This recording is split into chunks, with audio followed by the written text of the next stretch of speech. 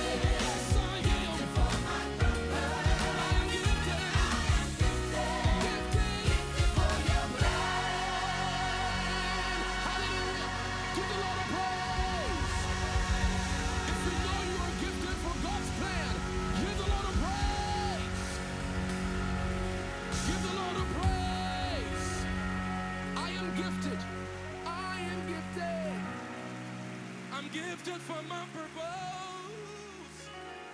I So I decided to kick off with my brother Evans. I Am Gifted. Something very strange just happened now. I'm not too sure what that was all about, but hopefully that's not going to affect. It's not going to affect too much anyway. So let's move on. You know me, I just kind of like motor on, regardless of whatever obstacles we might find. This one is for the fighters and the overcomers. Mr. Kosi Bruno. Let's go. Alongside Guess Who?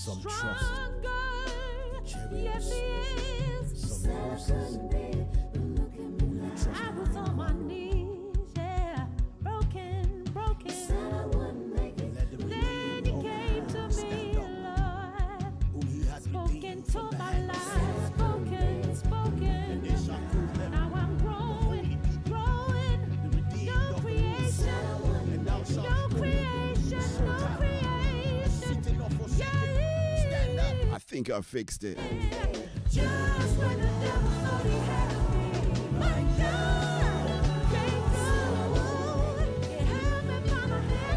You know what they say, you can't keep a good man down. In case you join me, it is a late lunch show alongside your boy DJ Val. Shouts going out there to the engineering team, keeping me on the air today. Sounds of Mr. Kosi Bruno. I'm going to tweet that a little bit later on. I've got all the technicals out of the way. Shouts of Mr. Kosi Bruno, featuring none other than Miss Sarah Tabo. It's a track called Devil. You are indeed a dirty, stinking, big, fat liar. Listen to the big short. Me got a son remix. Hey, Principal. Remix. Mr. Limo Blaze. Principal alongside Limo Blaze. I love this Latin beat on this song, you know.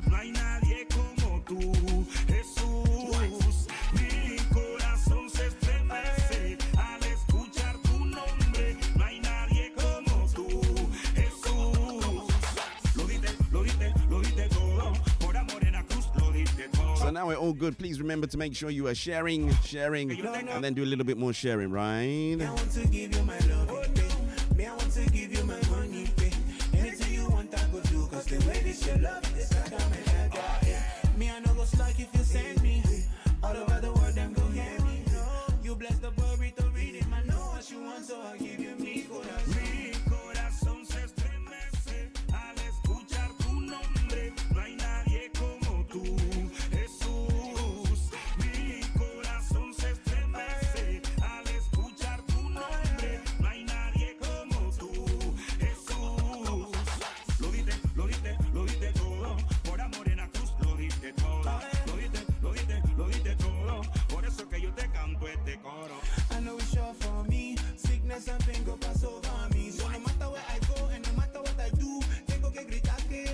Shouts going out to all the people who join me via YouTube. Shouts going out to Angie RCBI and my bestie little KK. Shouts going out there to... Yes, I like the way that you hold me, and you give me peace. I'm just about to dive into Facebook, and I bet you Hazel's there, right? Know what you want, so I'll give you me.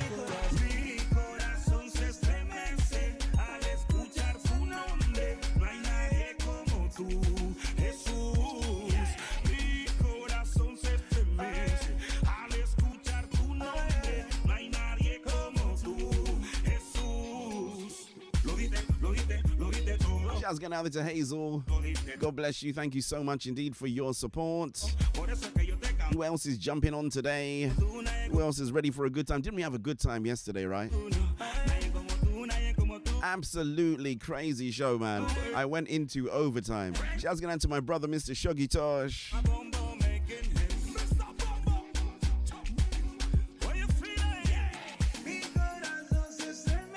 I am telling you, it was... I laughed. He made me think about stuff. I got a little bit of revelation.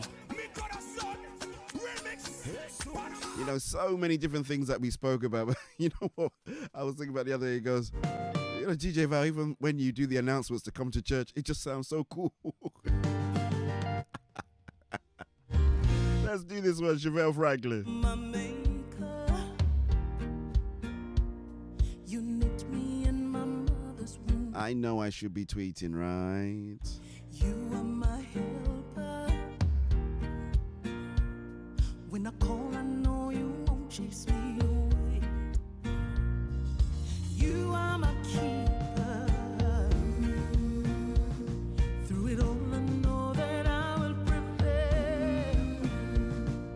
You are my armor, so my protection is guaranteed. You are everything we need, everything we need. You alone will do. So we will go in your strength. In your strength we will go. We will flourish till the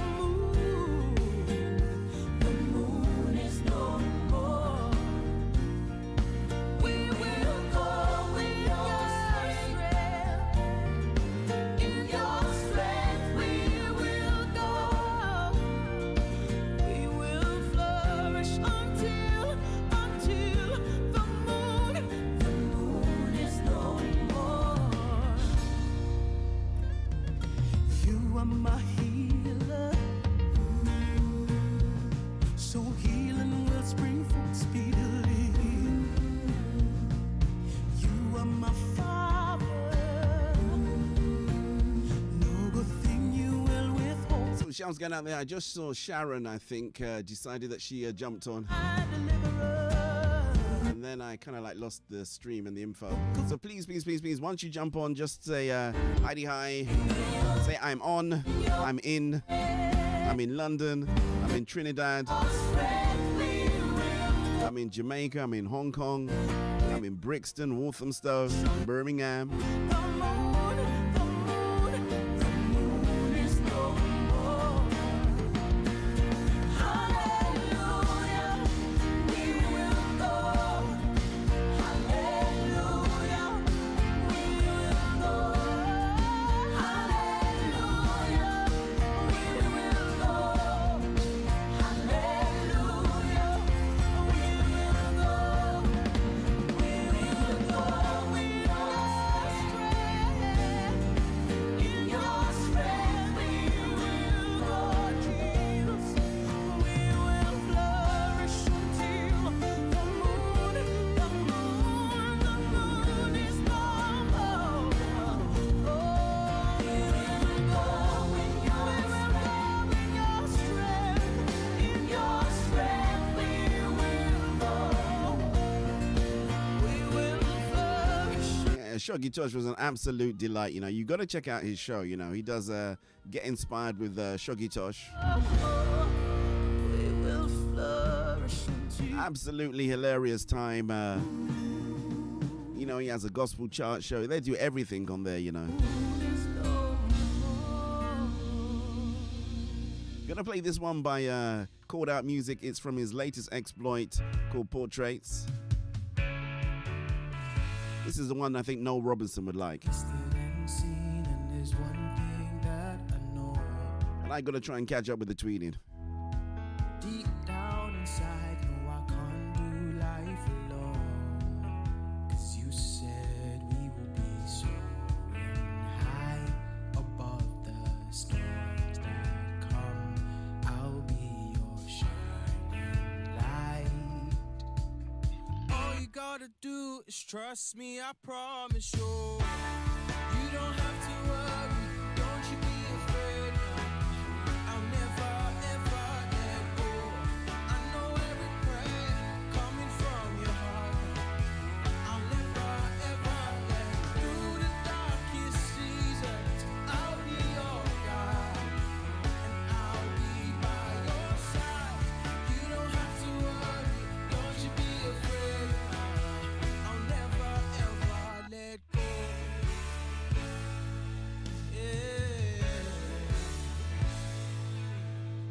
Your love came in and it gave me liberty. Oh, with you and my team, I'm living for eternity. 'Cause you said we will be soaring high above the storms that come. I'll be your shining light. All you gotta do is trust me, I promise you. You don't have to worry, don't you be afraid. I'll never ever let go. I know every prayer coming from your heart.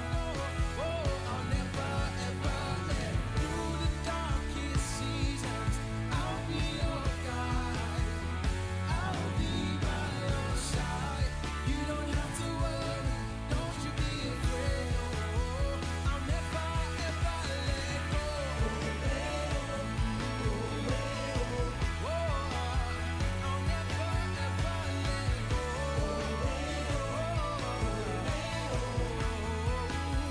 I'll never ever let go.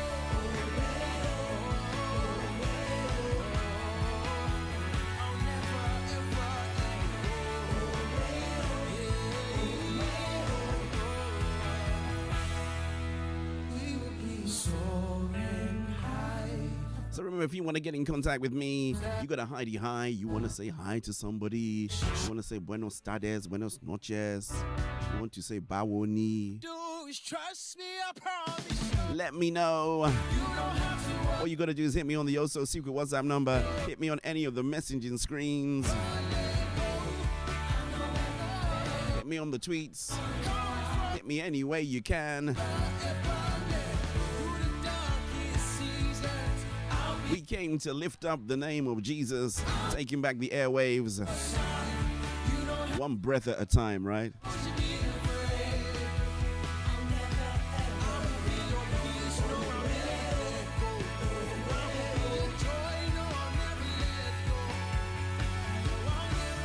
So remember, at the bottom of the hour, we do have to move into our Bible reading. Yes, indeedy. Hello, Sharon. I can see you now. Are you on YouTube? That's a good place to be, right? Because we kind of like know what happens sometimes on this whole Facebook thing. You know, they got this algorithm and stuff that messes up the flow for what we're trying to do, right? It's just me. Let's do this one by Miss Addie Calais. I feel It's a track called Open My Heart. Was it a Yolanda Adams song? do. I should know this, shouldn't I? Now what if I choose the wrong thing to do? I'm so afraid of disappointing you.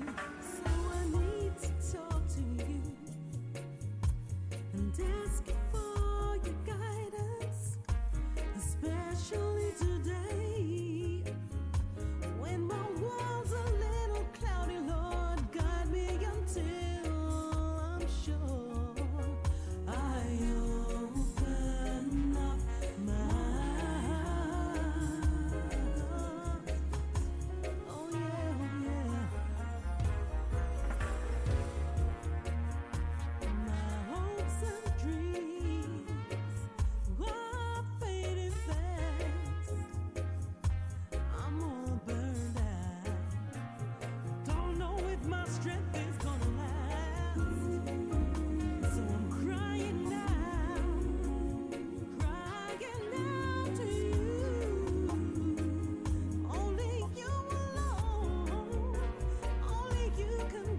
that's it, Sharon. I see. Yeah, so you are on YouTube. Shouts going out to everybody on YouTube, actually. Everybody on Facebook. Thank you so much. I so appreciate y'all. Shouts going out to Shana. Shouts going out there to all the new subscribers, all the new followers. We're nearly at the magic 70 marker. You know, our first milestone is to get to 100, right? So please share the link, share the love. Let's get as many people involved in this musical excursion as we can. So show me how to do things your way. 'Cause I don't wanna make the same mistake over and over again. Your will be done, and I'll be the one to make sure that it's carried out. And in me, there'll be no doubt. I need to talk to you I was going to Positive Max. and ask you for your guidance, especially today. When my world's a little cloudy, Lord, guide me until I'm sure. I open I am telling you, got a little great interview lined up for you guys today. So I did change it, actually. I had somebody originally booked in. Unfortunately, you know, in these kind of things do happen, and we've had to reschedule. So it's not a problem. You know, one of the things I think people don't really understand about this, I think we don't need to be too much on ceremony about this stuff, you know. Sometimes, you know, events will happen, and, you know, you have to change schedules. You know, things change. I don't know how many of you have plans for this year and you've had to change quite a few things, right? Just because of the circumstance and the situation that we find ourselves in. So things are subject to change, right? Let's do this song. So this song has got, is it 30,000 streams? I saw on Instagram earlier on today. So shouts going out to Samuel Bella, aka Sam Bella. This one's called Rend the Heavens. Was it 200,000? I know it's got a lot of streams. I'll say shouts going out to my brother Called Out Music as well. I think he just hit the 1 million stream marker. I wonder what that means in terms of pennies and funds.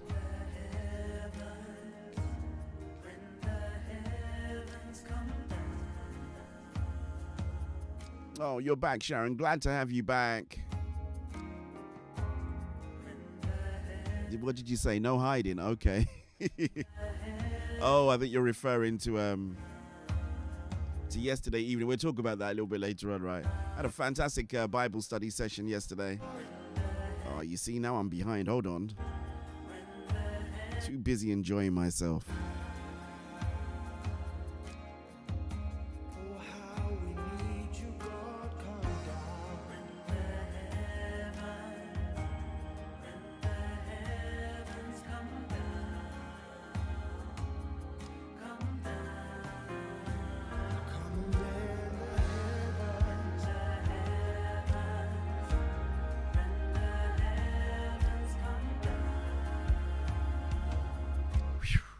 Made it just in time. All right, we're going to have to move into our Bible. I'll tell you what, I'm going to play this song again because I've only played it a couple of times and I really like it. And it's interesting because the young Sam Bella doesn't normally tweet. It's probably the only person I know, a young person I know, apart from myself, that doesn't really engage much in social media. Doesn't engage so much in social media. All right, let's do the Bible study. Oh, I should say our Bible reading, not Bible study. We did Bible study yesterday. We are in the book of genealogies, the book of Genesis.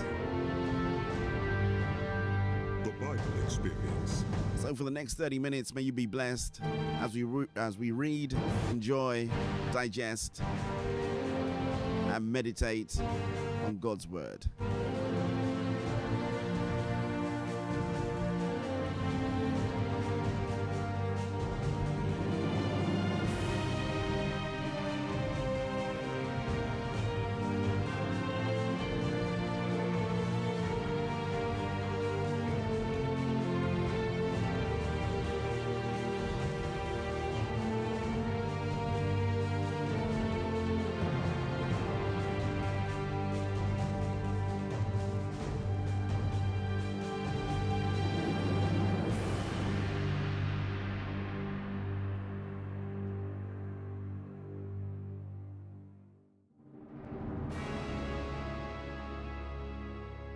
book of Genesis continued.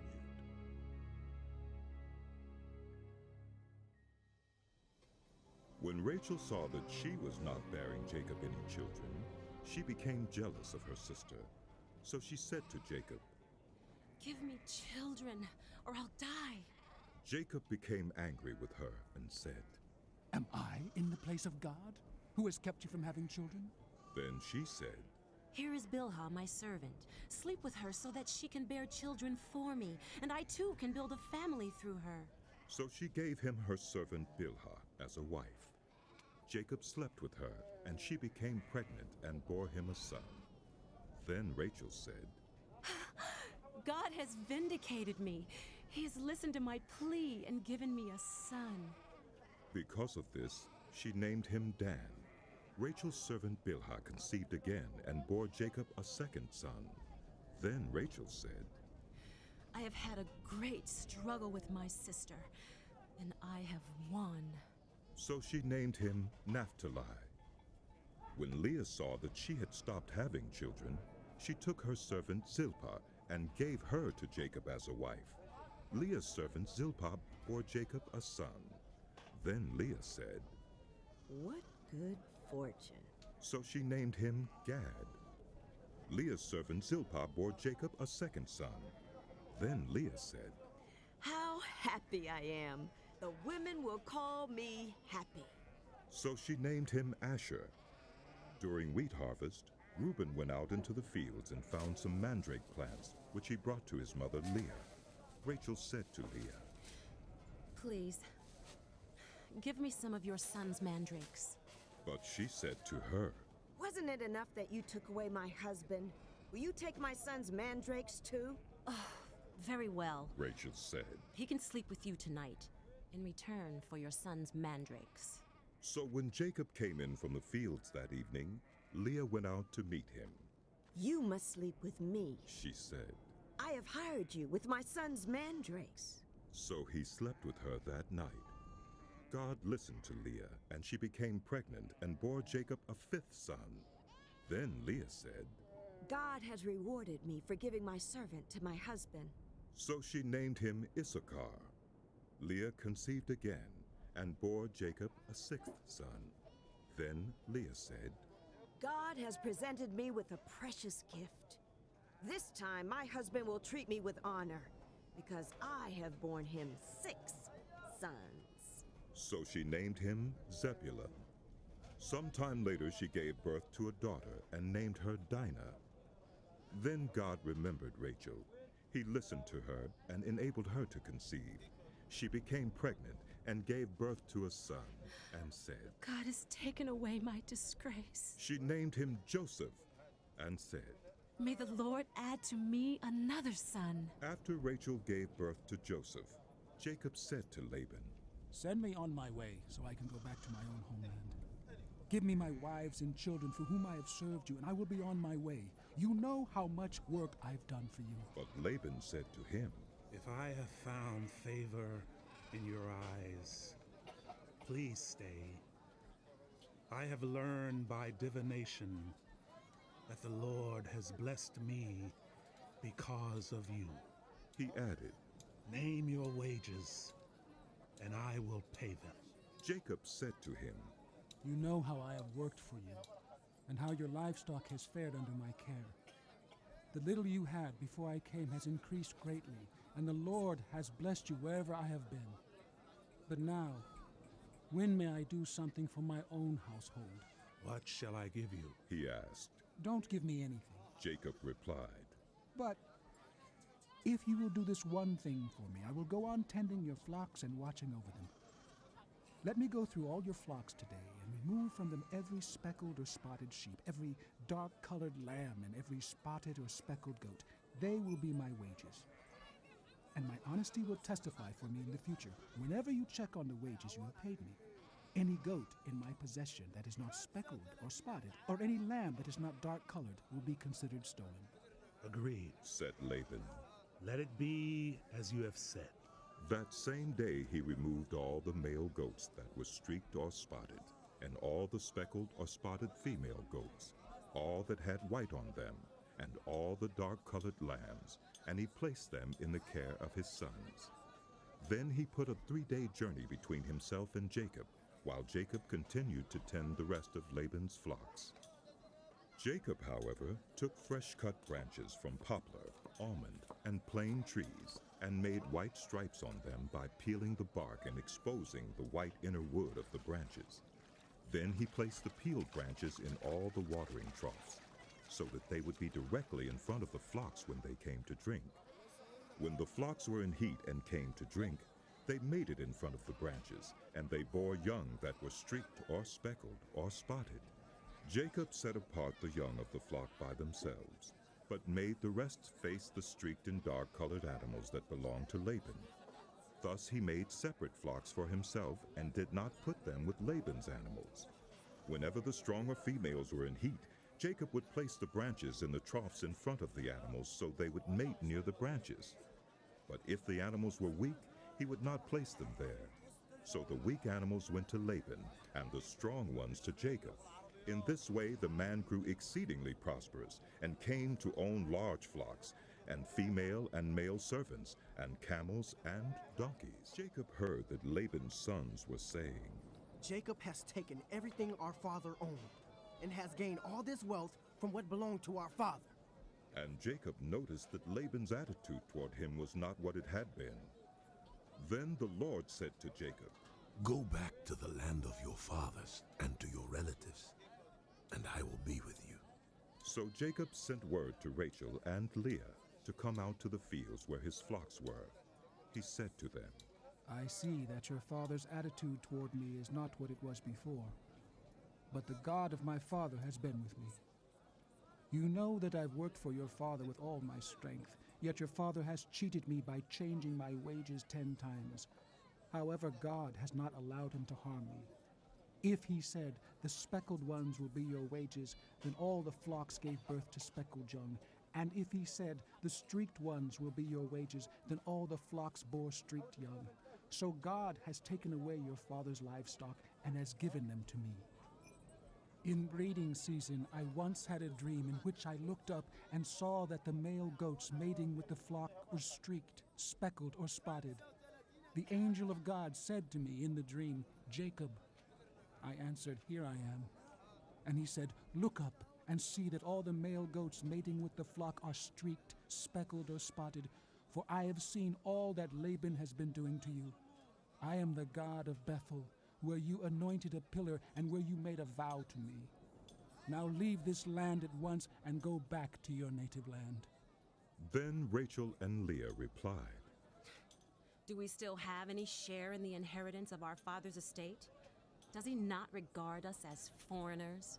Not only has he sold us, but he has used up what was paid for us.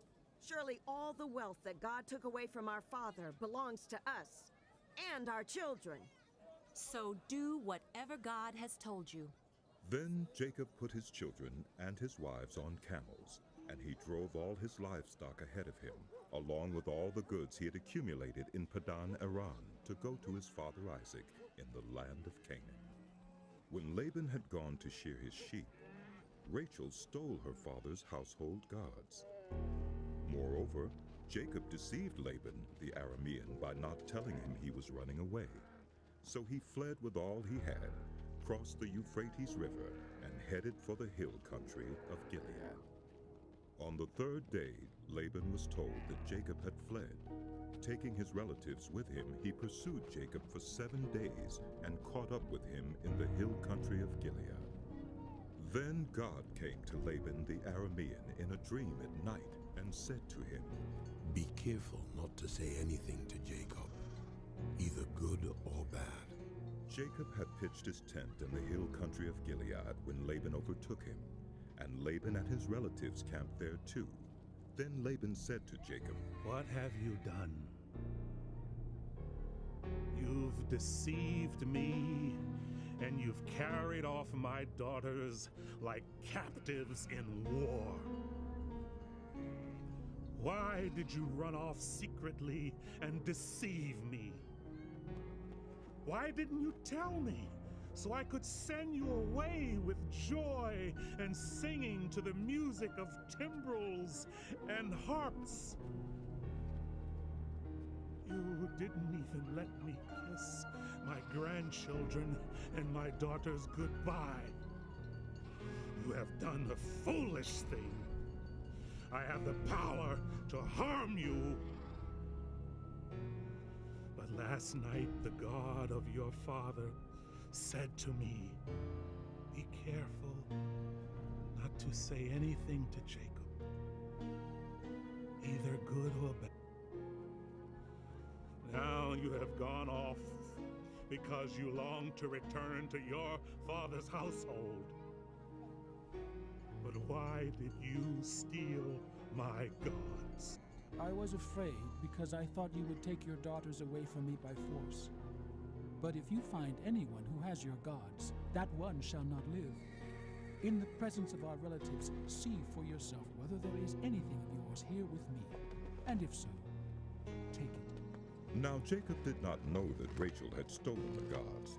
So Laban went into Jacob's tent, and into Leah's tent, and into the tent of the 2 female servants, but he found nothing. After he came out of Leah's tent, he entered Rachel's tent.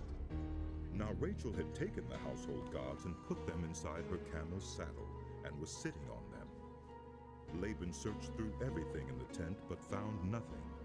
Rachel said to her father, Don't be angry, my lord, that I cannot stand up in your presence. I'm having my period. So he searched, but could not find the household gods. Jacob was angry and took Laban to task. What is my crime? He asked Laban. How have I wronged you that you hunt me down? Now that you have searched through all my goods, what have you found that belongs to your household? Put it here in front of your relatives and mine, and let them judge between the two of us. I have been with you for 20 years now. Your sheep and goats have not miscarried, nor have I eaten rams from your flocks. I did not bring you animals torn by wild beasts. I bore the loss myself. And you demanded payment from me for whatever was stolen by day or night. This was my situation. The heat consumed me in the daytime and the cold at night, and sleep fled from my eyes. It was like this for the 20 years I was in your household. I worked for you 14 years for your 2 daughters, and 6 years for your flocks, and you changed my wages 10 times.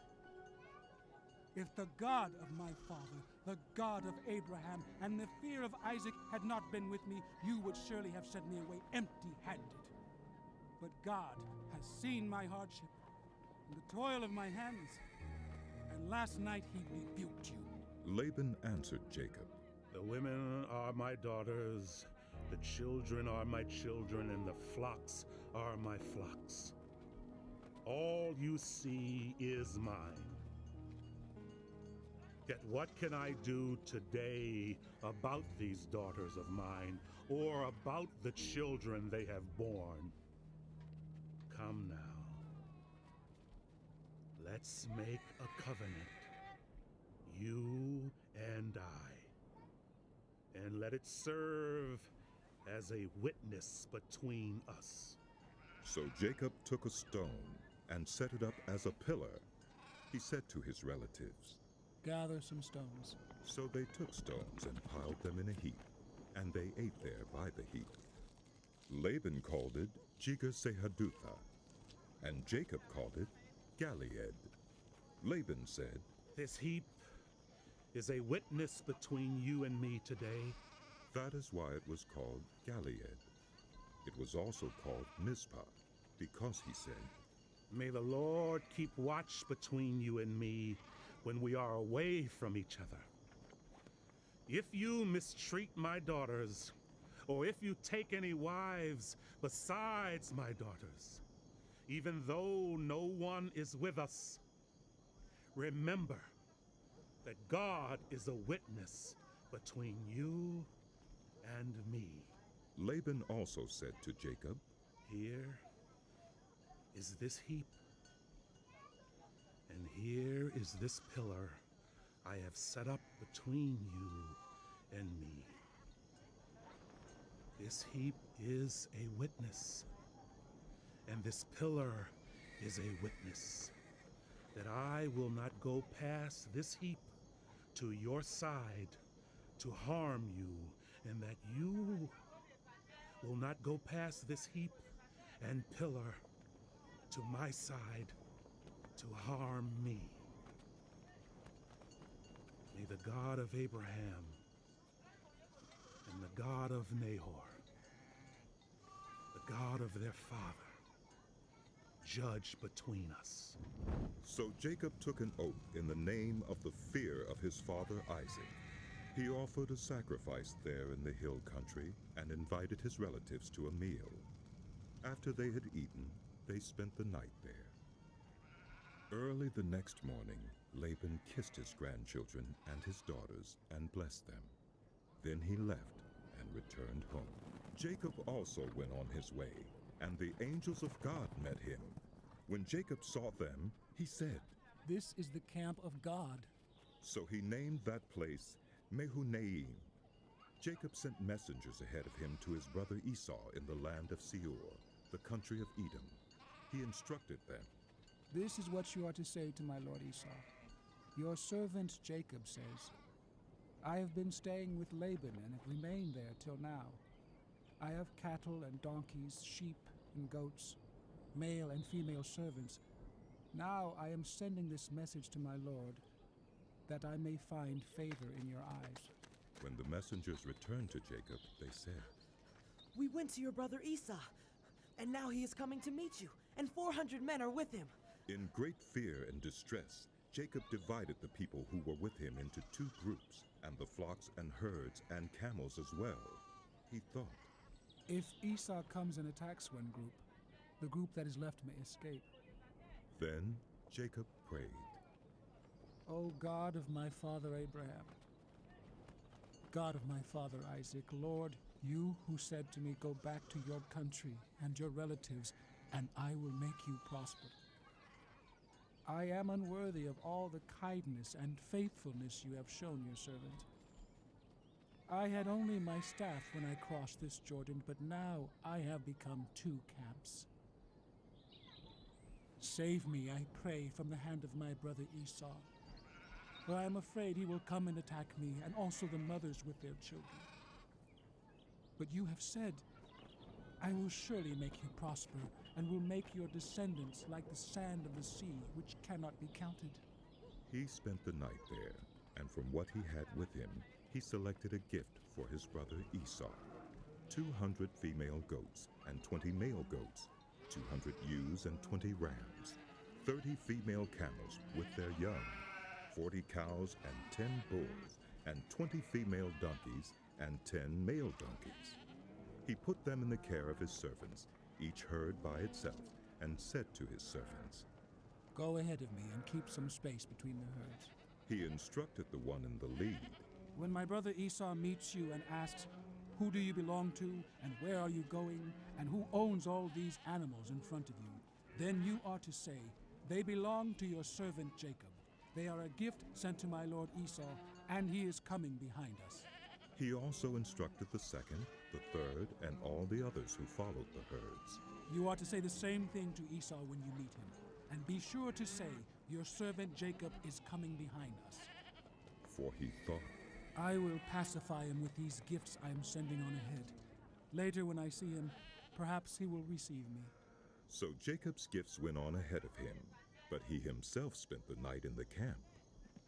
That night, Jacob got up and took his 2 wives, his 2 female servants, and his 11 sons, and crossed the ford of the Jabbok. After he had sent them across the stream, he sent over all his possessions. So Jacob was left alone, and a man wrestled with him till daybreak. When the man saw that he could not overpower him, he touched the socket of Jacob's hip, so that his hip was wrenched as he wrestled with the man. Then the man said, Let me go, for it is daybreak. But Jacob replied, I will not let you go unless you bless me. The man asked him, What is your name? Jacob. He answered. Then the man said, Your name will no longer be Jacob, but Israel, because you have struggled with God and with human beings and have overcome. Jacob said, Please tell me your name. but he replied, Why do you ask my name? Then he blessed him there. So Jacob called the place Peniel, saying, It is because I saw God face to face, and yet my life was spared. The sun rose above him as he passed Peniel, and he was limping because of his hip. Therefore, to this day, the Israelites do not eat the tendon attached to the socket of the hip, because the socket of Jacob's hip was touched near the tendon. Jacob looked up, and there was Esau, coming with his 400 men. So he divided the children among Leah, Rachel, and the 2 female servants. He put the female servants and their children in front, Leah and her children next, and Rachel and Joseph in the rear. He himself went on ahead and bowed down to the ground 7 times as he approached his brother. But Esau ran to meet Jacob and embraced him. He threw his arms around his neck and kissed him, and they wept. Then Esau looked up and saw the women and children. Who are these with you? He asked. Jacob answered. They are the children God has graciously given your servant. Then the female servants and their children approached and bowed down. Next, Leah and her children came and bowed down. Last of all came Joseph and Rachel, and they too bowed down. Esau asked,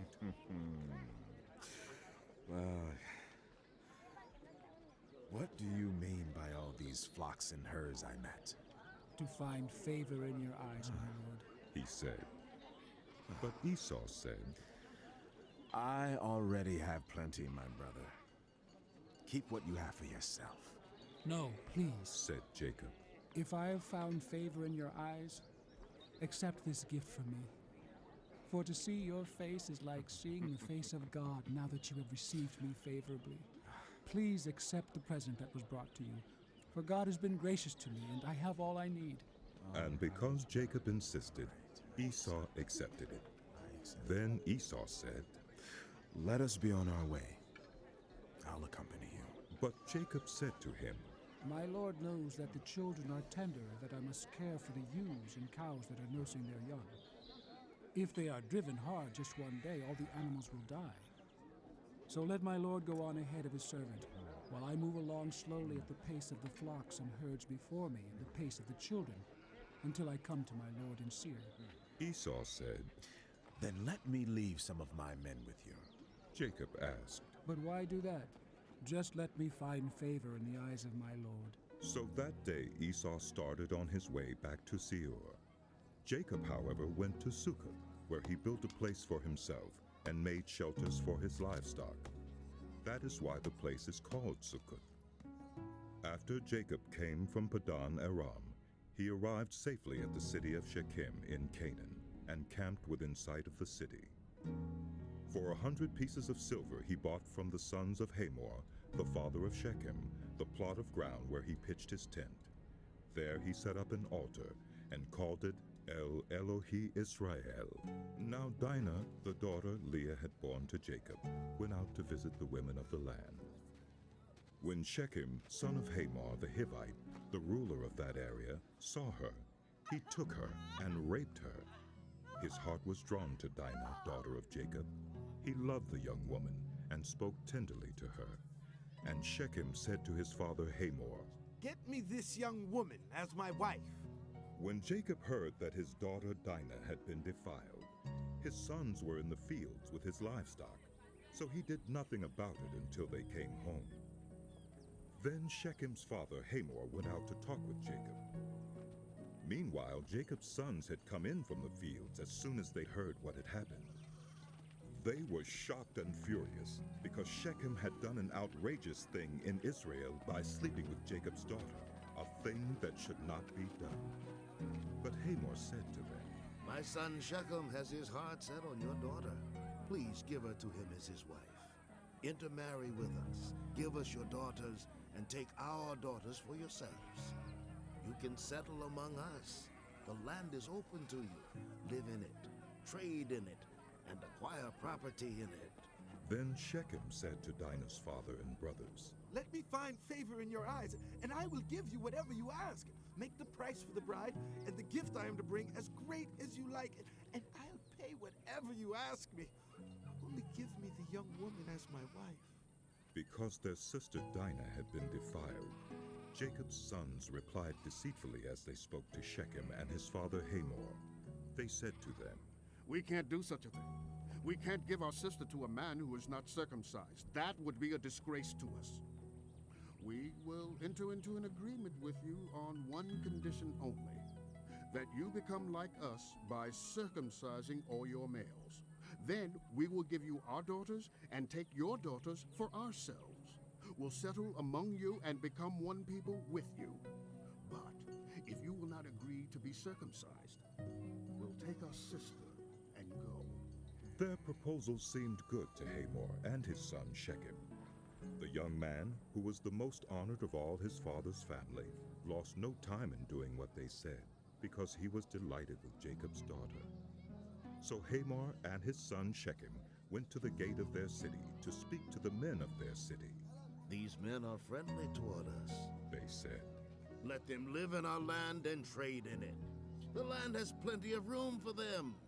We can marry their daughters, and they can marry ours. But the men will agree to live with us as one people only on the condition that our males be circumcised as they themselves are. Listen, won't their livestock, their property, and all their other animals become ours? So let us agree to their terms, and they will settle among us. All of the men who went out of the city gate agreed with Hamor and his son Shechem, and every male in the city was circumcised. 3 days later, while all of them were still in pain, 2 of Jacob's sons, Simeon and Levi, Dinah's brothers, took their swords and attacked the unsuspecting city, killing every male. They put Hamor and his son Shechem to the sword and took Dinah from Shechem's house and left. The sons of Jacob came upon the dead bodies and looted the city where their sister had been defiled. They seized their flocks and herds and donkeys and everything else of theirs in the city and out in the fields. They carried off all their wealth and all their women and children, taking as plunder everything in the houses. Then Jacob said to Simeon and Levi, You have brought trouble on me by making me obnoxious to the Canaanites and Perizzites, the people living in this land. We are few in number, and if they join forces against me and attack me, I and my household will be destroyed.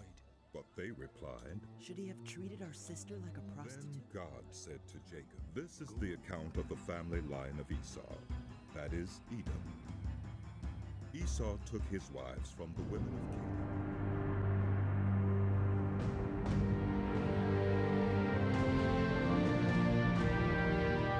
Inspired by.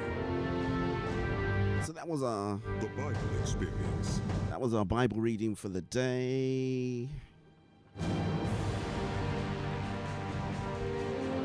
Right up next, we're going to move on and do the news, I think. Then we got Poetry Corner. We've got the announcements. We've got everything coming up.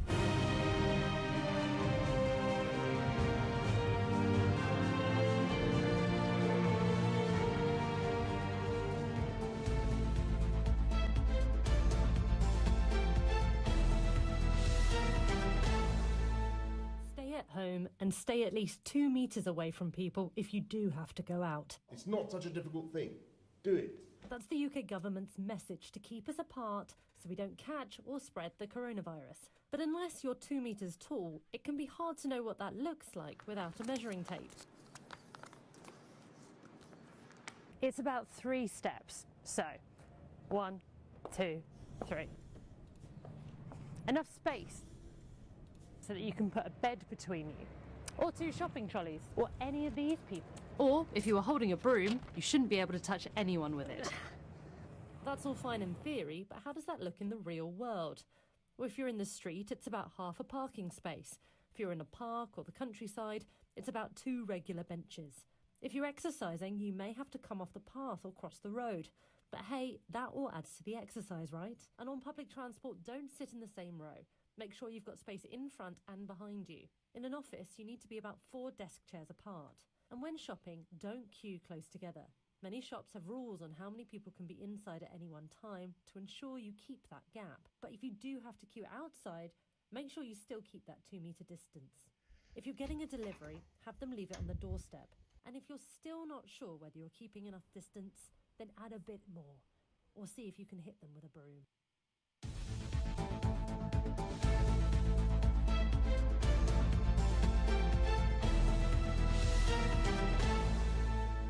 A new test designed to find out whether people have ever been infected with coronavirus has passed official checks. Public Health England has described the antibody test as reliable.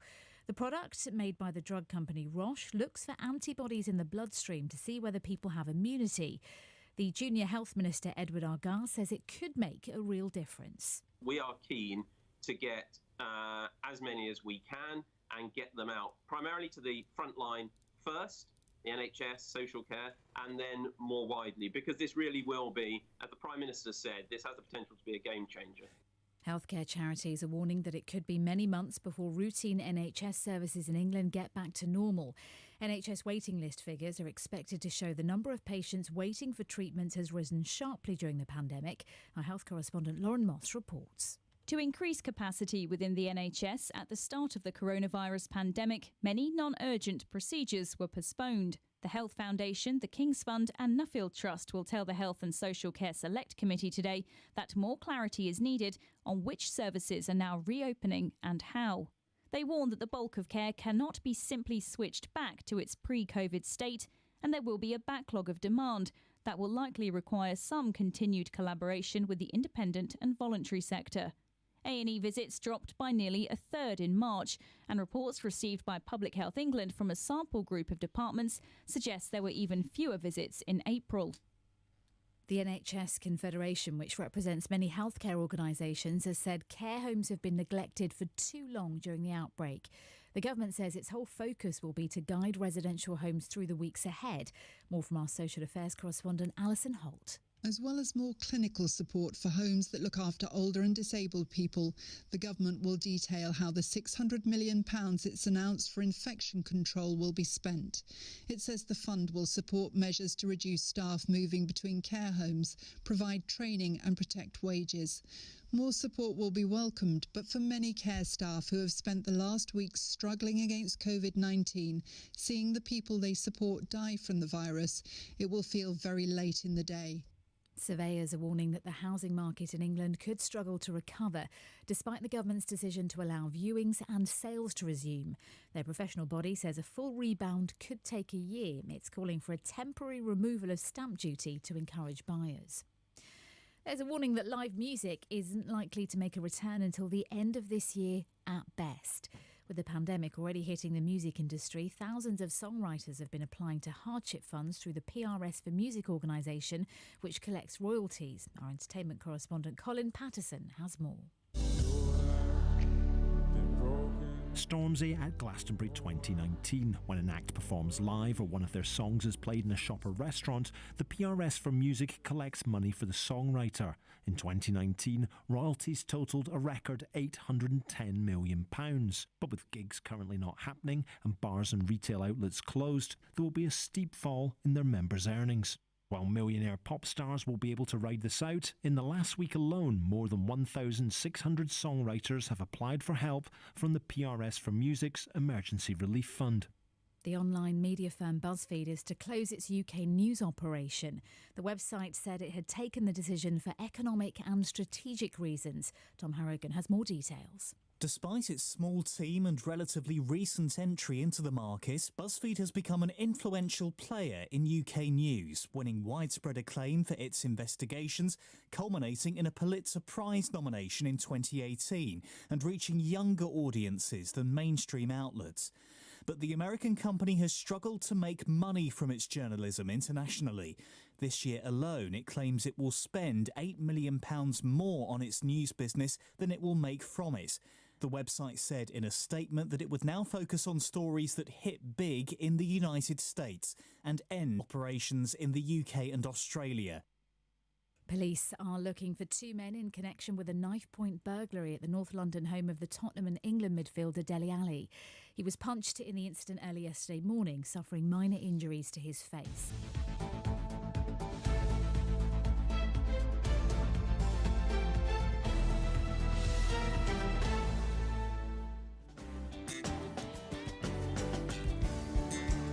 Hi, Rec family and friends. As you know, we're dealing with this virus that's gone around, and you know, the government has asked that all churches to be closed at this time. So we want to be sensitive to what we've been asked to do. Now, however, if you want to connect with us, you can still do this by social media. Please try everything you can to connect with us.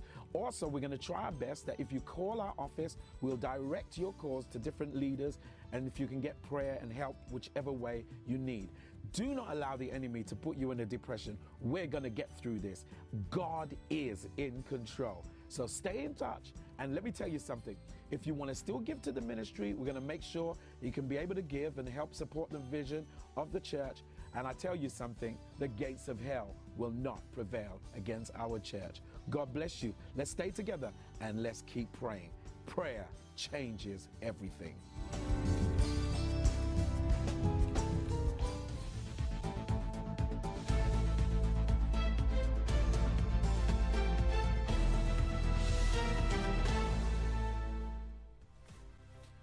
We just wanted to let all our Ruach partners and friends know that our Koinonia Food Bank is still operating.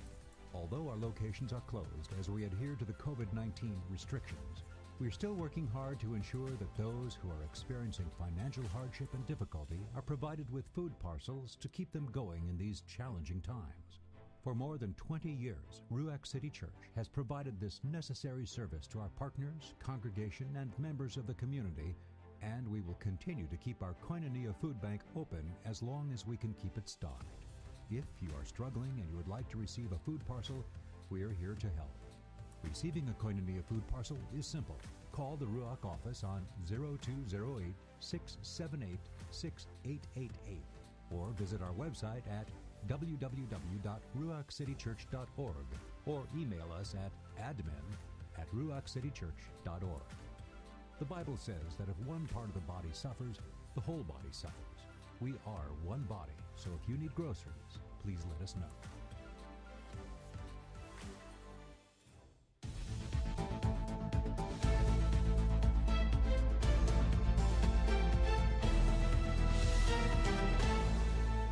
It's the Soul Food Show with DJ Val. So just a couple of additional things to tag on to the end of the announcements. So as you heard, you know, we are physically our buildings are closed, but we are open. We are open to the members of the public. How do you get in contact with us?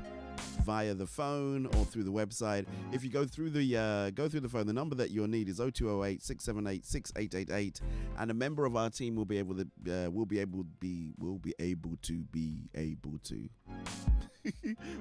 help you out. So I just get my tongue tied today. A member of our team will be able to help you out. They'll be able to redirect your call to wherever it is that you need things to be redirected to. So remember, we do have our giving program, the food bank that's available as well, and you know, in case you want to donate towards the food bank as well, it's a good idea, so you might be able to do that. We've got well-being support, we've got housing advice, we've got all our usual Ruach City Church activities as well. So please go over to our website and have a look, www.ruachcitychurch.org.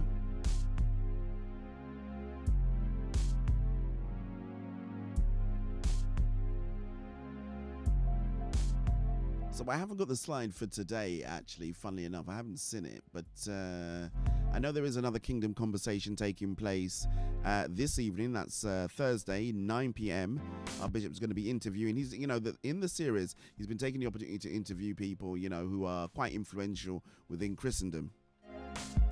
And what that does is that affords all of us a kind of like a unique insight into how things are. And it's great to get their opinion, especially in these current circumstances. So in case you missed last week's one, don't worry. All you've got to do is if you go over to go over to the website, but no, don't go to the website. Go over to YouTube, right? YouTube is the best way for you to be able to sit down there and be able to kind of like backtrack and get all the back archives of everything that we've done. So go over to Ruach City Church on YouTube. That's the best place to go. Ruach City Church on YouTube. What have you got to do? You got to subscribe. You got to hit the notification bell as well. And then once you've done that, feel free to kind of like browse and go through all of the back archive of everything that's on there.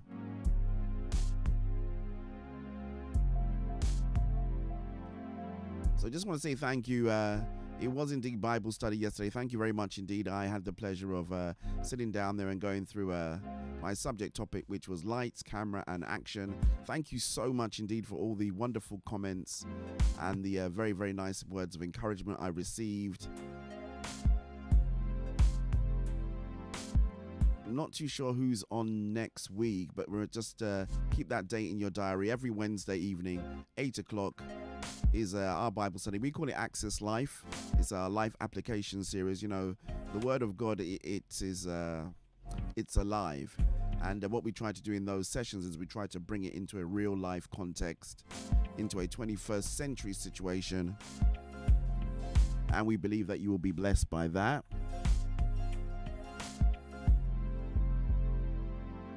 So the men's fitness is taking place. I think it's 6:30 today, if I'm not mistaken. I could well be wrong, but if you want to know, it keeps changing. It just changes around in the week.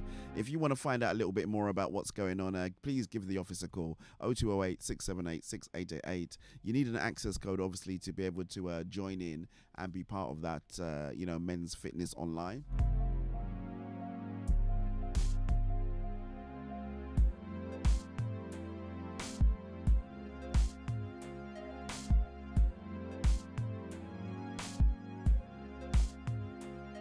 Okay, I haven't got the graphic up, but I just want to say a big thank you going out there to Ashoki Tosh. Had a fantastic time with him yesterday.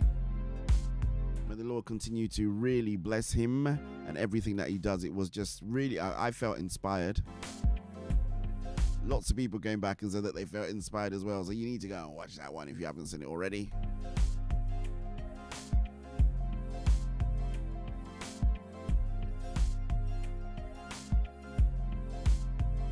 And of course, thank you going out there to Barbara with the H. Kelly. She was with me on the original Soul Food show. God bless her. Had a fantastic time with her.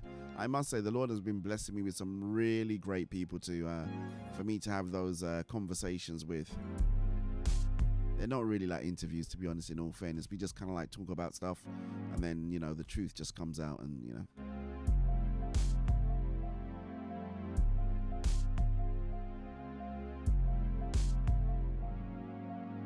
So just in case you're wondering, right, we did have to make a slight adjustment to the schedule for this week. So Bimi was due to be with us. She's kind of like held up a little bit at the moment. Where she is, we're not really too sure that we're going to get a great internet connection. So I believe she's going to be back a little bit later on in the year. So we have reserved our spot. I definitely want to make sure that I get her on the show. Spoke with her yesterday at length. She goes, you know what, DJ Val, I just want to be comfortable. I want to make sure that people can hear me. And she has a story that she wants to share with us as well. I think I kind of picked that up in my spirit. So we've kind of like moved her interview, pushed it back a little bit. We're going to have Anu on. She's going to be on shortly. And next week, as you can see in the kind of like the rolling slideshow, we will have Chevelle Franklin on Tuesday. Remember, it's not going to be in the daytime show. It's going to be on the original Soul Food show. So Chevelle Franklin is going to be on that one.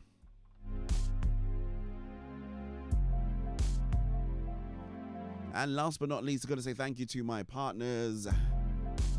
I partner with Ruach Radio. They produce a live show that goes out every Tuesday evening, the original Soul Food show. So thank you very much indeed. Thank you, my bishop. Thank you very much indeed, Ivor, Etty, and all the crew there at Ruach Radio for making sure that show goes out live all around the world. And my other partner, who's helped me tremendously in making sure that my artwork is up to scratch. And I always say, help me with my website, helps with so many different bits and pieces, is Koya of Koya8.com. If you have something that you need to have it represented graphically, he is your guy. He's great at designing websites. He does videos. He does album artwork. He does food packaging. You name it, this guy can do it. So have a word with him. If you want to get in contact with him, go straight to the website, Koya, Koya, and it's 8.com, number 8.com. Or alternatively, get in contact with me and I will pass on your details to him. So, yeah.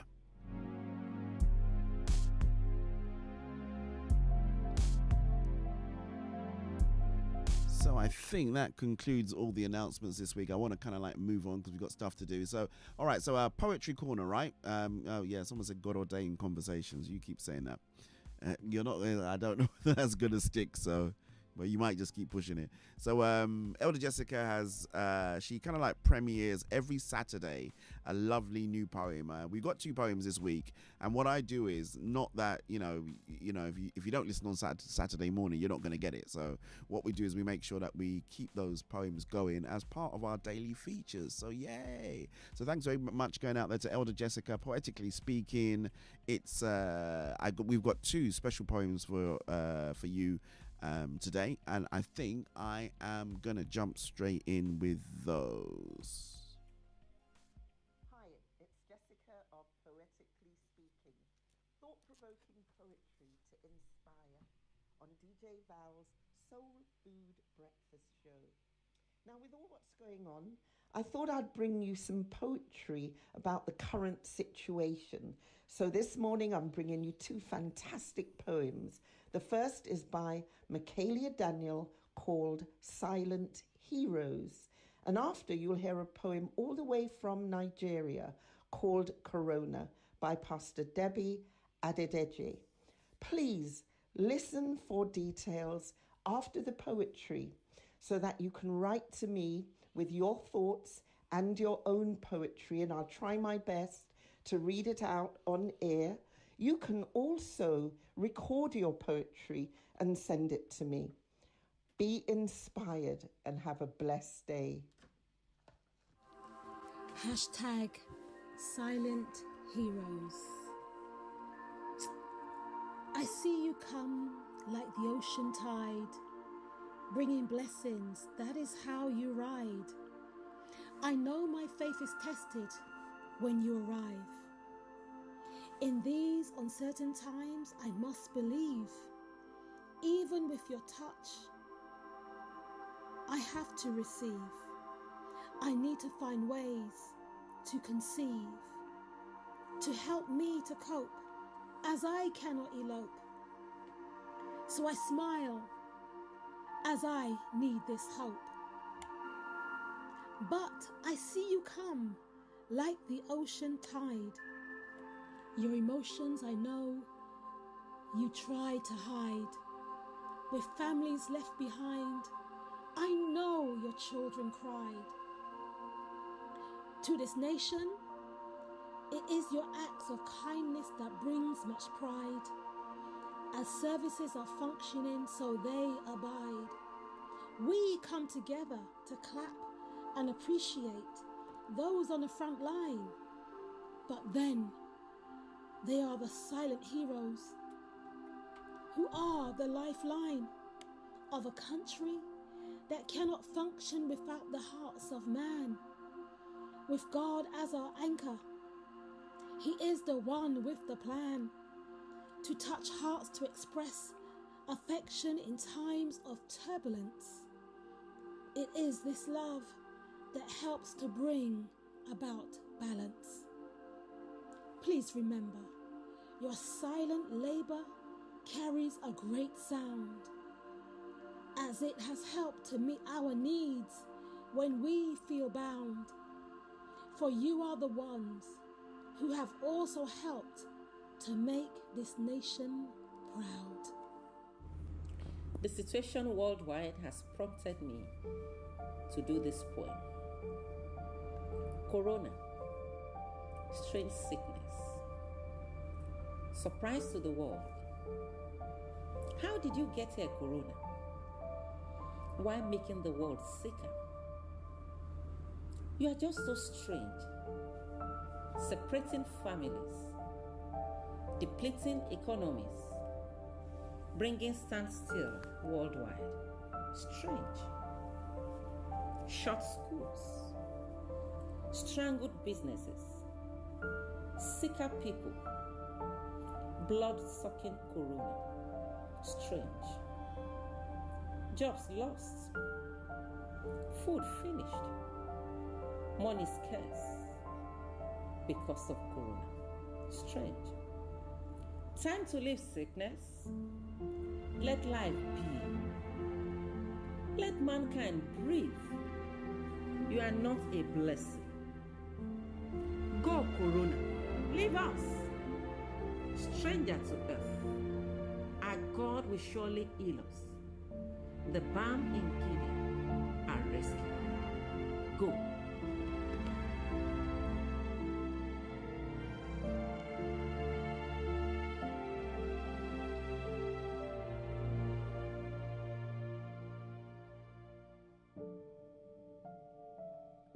Two really great poems. Thank you so much indeed, Elder Jessica. Thank you, Michaelia and Pastor Debbie. God bless you guys. So if you have a poem that you feel that you'd like Elder Jessica to read, or maybe you want to voice record it and then send it out, please feel free. You can send them through. You can send them through to me direct. You've got all my information. The email is soulfoodoffice@gmail.com. Nice and easy. Send that over to me, whether it be audio file, and we will make it happen, right? We get it over to Elder Jessica ASAP.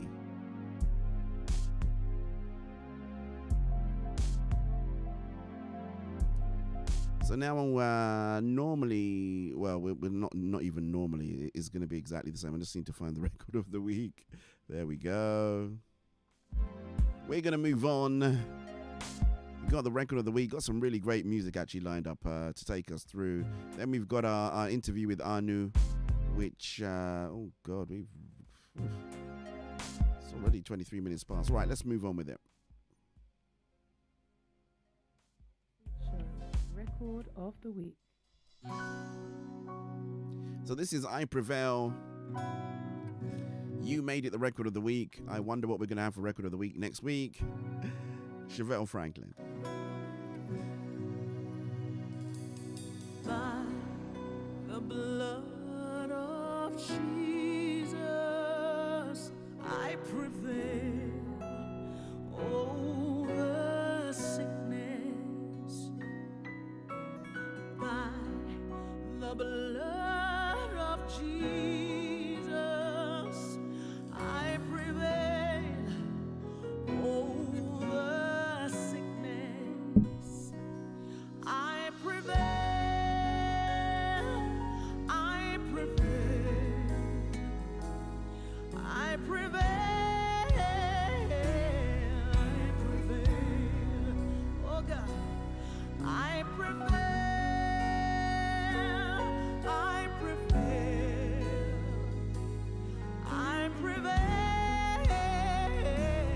I prevail. Come on, help me sing.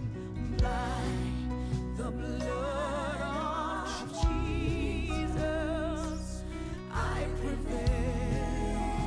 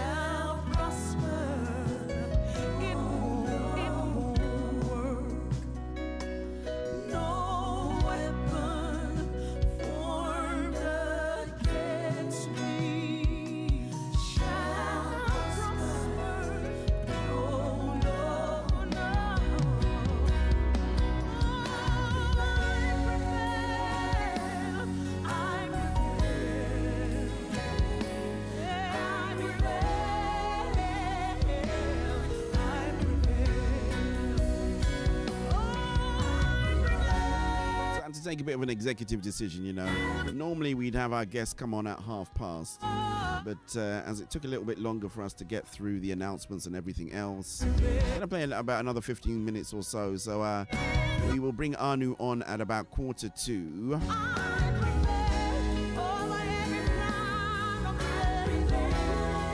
Thank you so much indeed if you are tuned in. If you're tuned in for the very, very first time, all you need to do is if you just type new next to your name so that I know that you're new.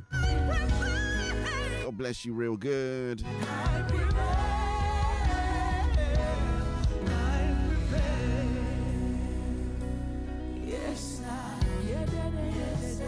Shouts going out to Positive M. We know who you are, so it's all right. Receive strength, receive peace. Oh yes, I will say happy birthday going out there to one of my earlier listeners, actually. Shouts going out there to... Oh no, so it's not that one. Shouts going out to Toby Triple O, in fact, actually. It is indeed his birthday today. That's the guy behind The Colour of Hope. Shouts going out there to Sandra Ferron. Very happy birthday going out there to you.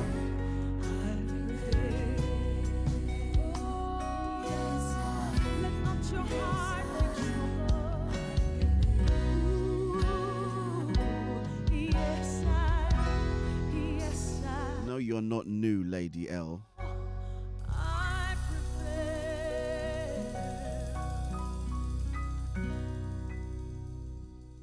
Got some people trying to get, you know, you don't get anything by being new, like being a first-time visitor. I just wanted to, you know, so that I know the new people when they come on. So obviously we know you're not. Jairus' daughter had taken his. Let's do this one. Louis Smith, Talitha Kumi. His daughter. Or Kumai. She died. So Jesus Just had a bit of deja vu actually about that. and spoke to the damsel. He put all the doubters out. He said, Talitha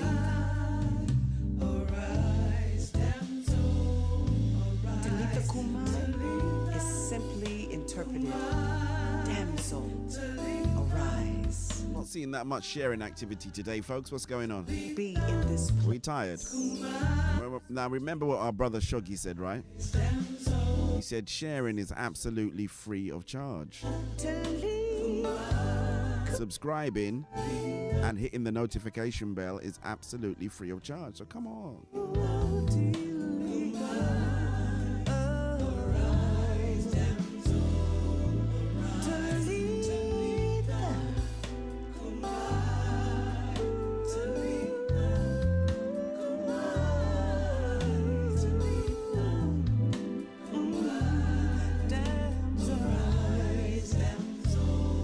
Cry all you want, you know, makes no difference to me.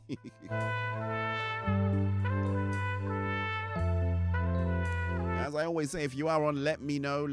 You never know what might happen.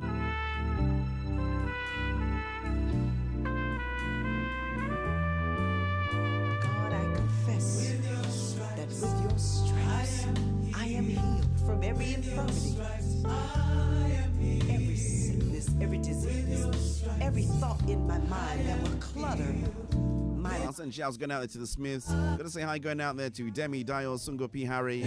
Almost missed those guys at the beginning. Shouts going out there to Paco Ramon. Shouts going out there to Dave. Spiky John. OJ Simpson. It's my boy, man. And it kills those FGC old boys and old gals. Pro Unitate, as we say.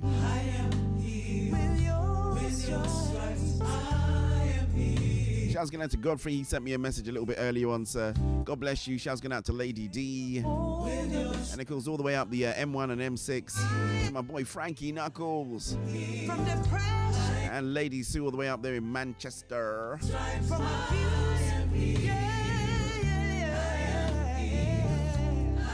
Sickness and disease. Come on and clap your hands and give God a praise. course, we do this each and every Monday through to Friday. This is the Late Lunch Show. Tomorrow is Friday, so what is tomorrow then? What show is it tomorrow?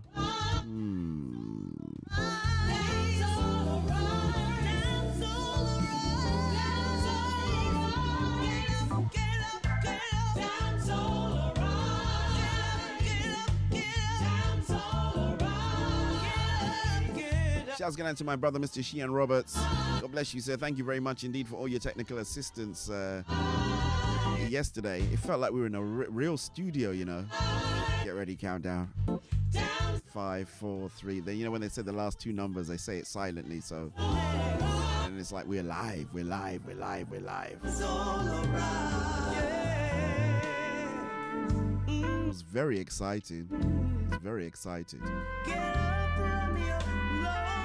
If you didn't get a chance to catch Bible study, go over to Rack City Church. You can either watch it via Facebook. As I said, my preferred method of consumption is YouTube. Why? Because you can subscribe and then you can get notified when there is a new Bible study next week, or for the Kingdom Conversations, or for Sunday service. Gotta say, thoroughly enjoyed myself. It was all about lights, camera, action. Sounds of Louise Smith. Beautiful song called Talitha Kumai. Gonna play yes.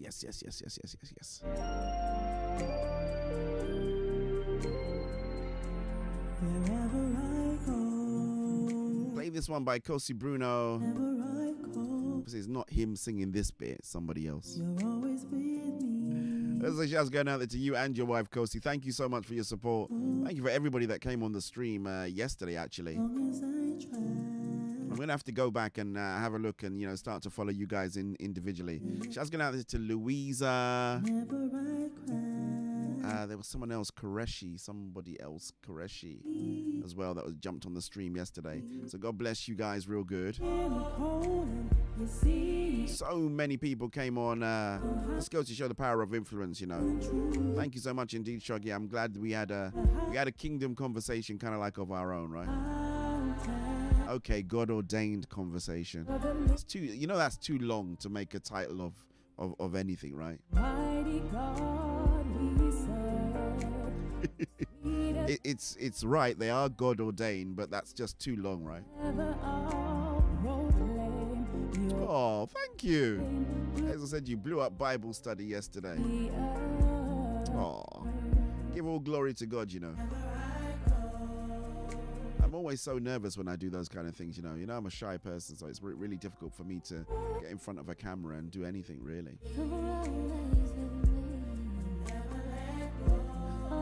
I'm being serious.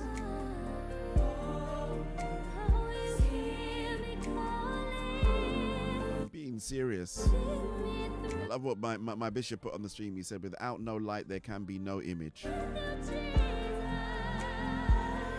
So true.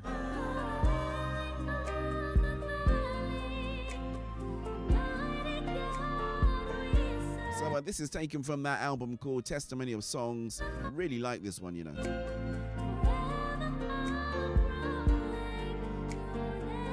So almost looked like I was out of sync. That doesn't look right.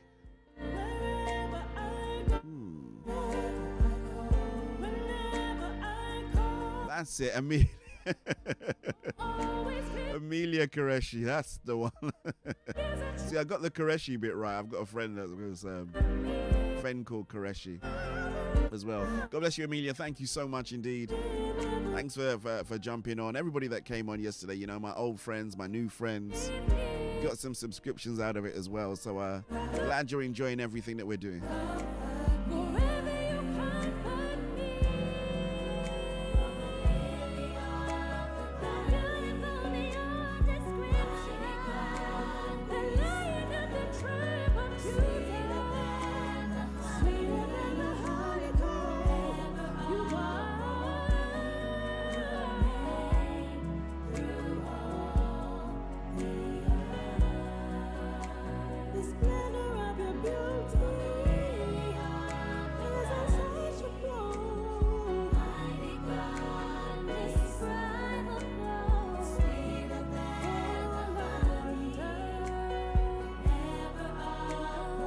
Thank you.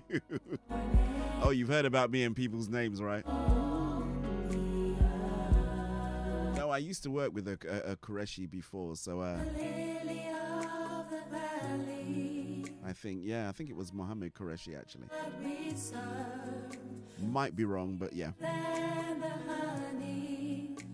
Forever I'll proclaim your name through all the earth.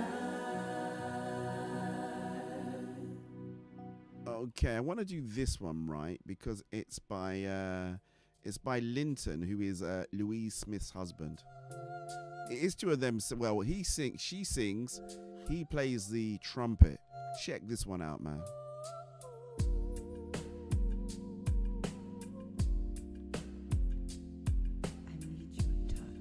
If this was one of those other shows, you know what would happen, right?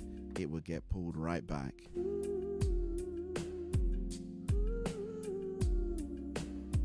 I'll send shouts going out to Lady Vanessa Paris Bell. It's one of those smooth jazz things that you would like.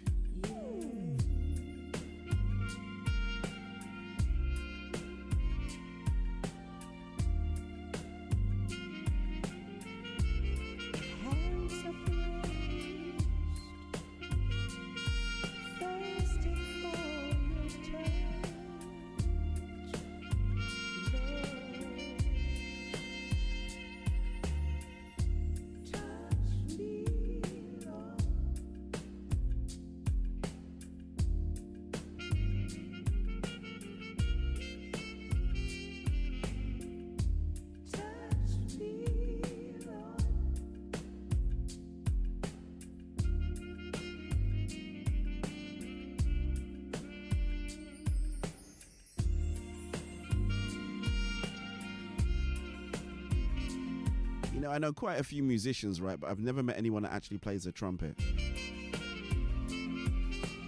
And this guy plays it real good.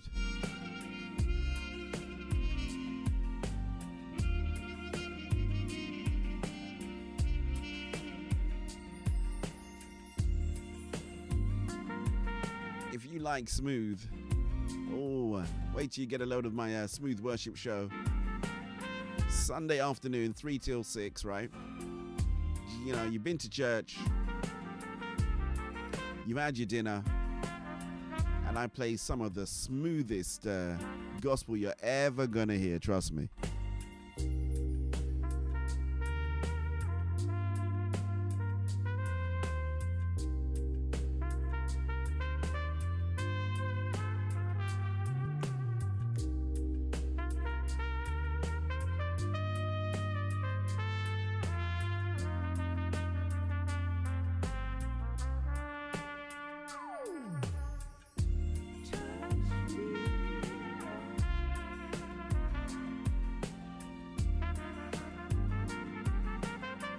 Now, would it surprise you if I told you that this track is about 10 years old?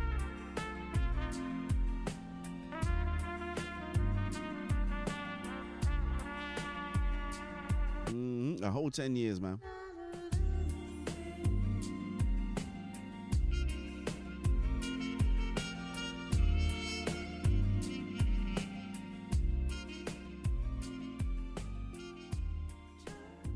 That is Linton J. Smith Jr. actually, and he plays a mean trumpet. See, people say mean saxophone, right, when it comes down to jazz, and you hear jazz piano, but you know, jazz trumpet,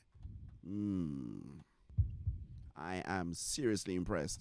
I need to get him to send the rest of the album over to me so I can do it justice, right? I'm gonna play this one. I love this song, you know, beautiful song. Amama, Amasi. Oh dear, you see, Amelia, doesn't always go to plan, you know.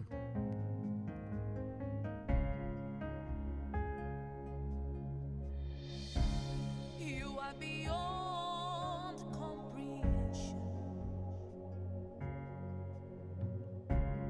You are beyond what words can say. So I can confirm we do have Miss Anu Omideyi. She's gonna shoot me, man, when she. So we do have I could say she's in the green room, but it's an interview that I had with her kind of like at the beginning before the lockdown. So really good, great one for it's hilarious.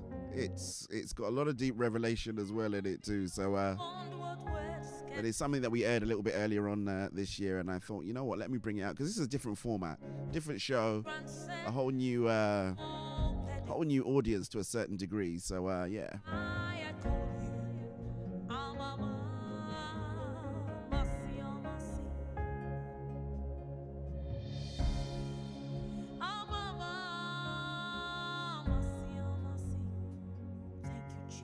I have to get one of these Fogmon guys on the show, you know. I think I might reach out to their president once I learn how to pronounce his name. I'll tell you what, they're it's kind of like a governing body not a governing body, but it's an association of music ministers of Nigeria. And what they do is they come together and, you know, they just ensure that the music ministry that they provide, you know, they get, that they get the rates that they should get, you know, they're not being exploited. I'm sure it does a lot more than that, but it'd be great to have somebody coming on there and explain it. And the interesting thing is, you know, they have branches all around the world. So it's not just in Nigeria, but if you're a Nigerian artist, you can sign up. It's a bit like a guild of artists kind of thing.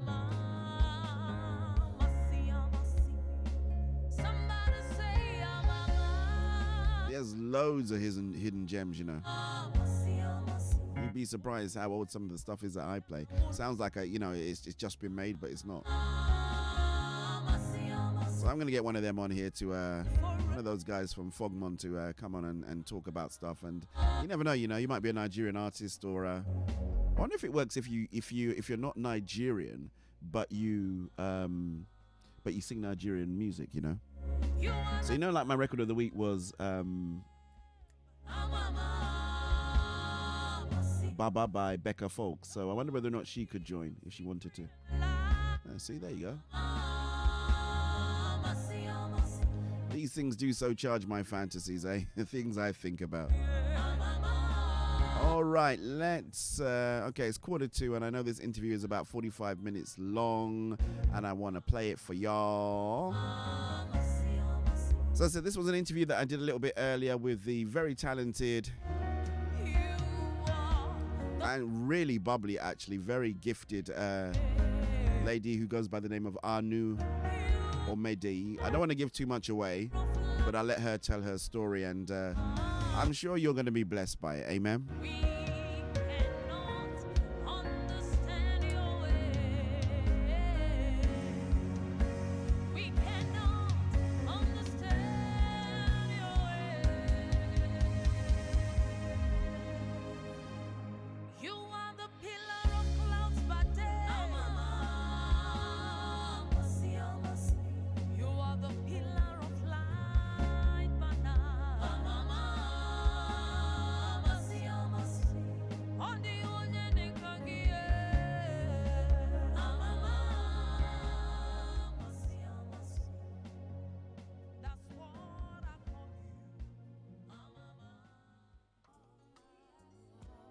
And unlike normal things, I'm just going to kick off because she came right to the studio right on time. And you know, you have to love people that love time, right? Because, you know, we black people, we don't always love time. Oh, I love time. You love time, right? Indeed. It's a very precious commodity, it's right? It's one of the most precious commodities. I think it's the most one, right? Correct, yes. I thought time and life might just... Well, you can't have one without the other. You're preaching now. Well, we can begin. All right, so I have the lovely Anu in the studio with me today. I am so... You know what? I'm so honored to have you here because I know it's so kind. Yeah, because you're a busy schedule. I know you are a busy woman. So a little bit. I think a little bit. You're being a bit modest. So I know you just got off a plane not too long ago, and you're here, and it's so great to have you here. And you've come on the Soul Food Show, and you really don't know what you let yourself in for. Oh my gosh! Once you say that, yeah, you really don't know what you've let yourself in for. I pretty much make this up as I go along. Good. There isn't a script, as you can see, but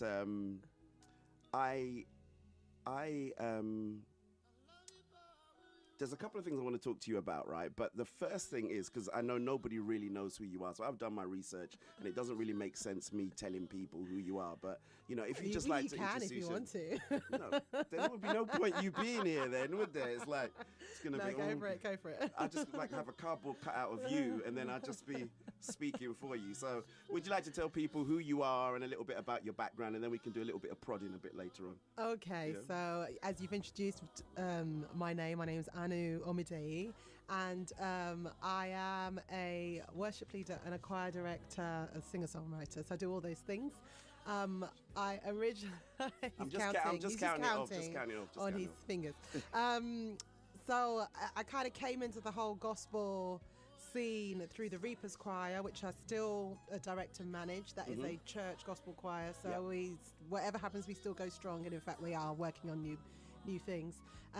So that's sort of how I came into some people's awareness.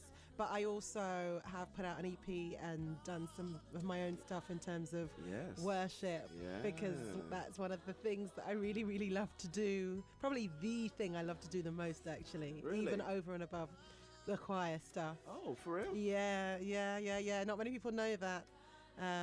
But yeah. So how does that? That's like two competing things that are going on there, and well, it depends on the way that you look at it. I look at it all as ministry and service. So in whichever dynamic that might be, it's okay as long as I'm of service and I'm using myself, availing myself rather to be used by God, then I'm okay.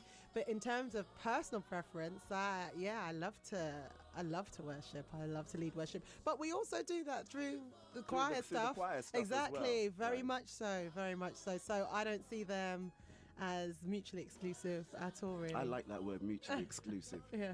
I heard somebody say that once. I had to go and look up what it meant. Oh my God! It's like it's a legal term, isn't it? It definitely is not. It's just an ordinary term. I thought it was like a legalistic thing. No, it's not. No. No. I'm trying to segue into something else. You're trying to tell everybody that I was a lawyer. Once a lawyer, always a lawyer. Yes, I am a lawyer. I am a criminal barrister. I practiced for 14 years until God took me out of that and moved me into ministry full time. Okay. Yeah. 14 years, that's a long time to... Yeah. Yeah? Yeah. Do you ever feel like you want to go back? Never. That's a really simple answer. They're not mutually exclusive? Well, no. I never feel like I want to go back. That's not to say that I won't ever, but that would have to be God telling me, come on, you got to do this case or something. But he hasn't so far, so how far does that so work? good. So you kind of like got everything that you need. So if you wanted to go back to it, you could just go back and... Pretty much. I mean, Okay. I'd have to. I mean, it's been a few years now. It's been about 5 years now. Yeah. So I would probably have to do some kind of professional, quick refresher. But that would take. That's a matter of weeks. So rather as a than, criminal barrister, Yeah. were you on the good guys or the bad guys side? all my clients were innocent. Is my standard term. That may or may not be the truth, but it's definitely what they told me, right? I've not always been saved. That's what I always used to say. I don't know how much truth was in there, but that's really good. So that transit. So you got me laughing now. I didn't know that you were going to make me laugh. Okay. Well, I normally start laughing without too much provocation. So now it's kind of like going all over the place. So. All right, so sorry about that. That's all right, no problem. It's something I like to do, to laugh, so. No, but you caught me off balance, because I didn't think that, most people come in and they're a little bit like, okay, I'm in the studio, and they're a bit relaxed, but that just kind of caught me off, so I need to be a little bit careful, because otherwise we'd just be laughing, and it would just be laughing throughout the whole 30, 40 minutes. Well, or your listeners might enjoy that. or maybe. Well, yeah, they probably enjoy you laughing, but me, indefinitely not. You probably laugh in tone, don't you? So probably, I just All right, let's not try them. All right, yeah, let's not try. So how does that work? So you went from being a lawyer, and what was the process of you moving away from that profession into music? Music. Well, full-time ministry, yeah, right? Full-time really? ministry it is. I mean, look, I was doing quite a lot of the choir stuff as I was doing being a lawyer. Okay, yeah. And it was killing me. it was so much. Can't serve two masters, right? You cannot serve two masters, but it was, there were no gaps. It was just, everything was just taking up time doing one thing or another, because being a lawyer is not a half-time job. It's not a part-time job in any capacity. I wouldn't imagine. Even if you're doing it part-time, it's never a part-time job.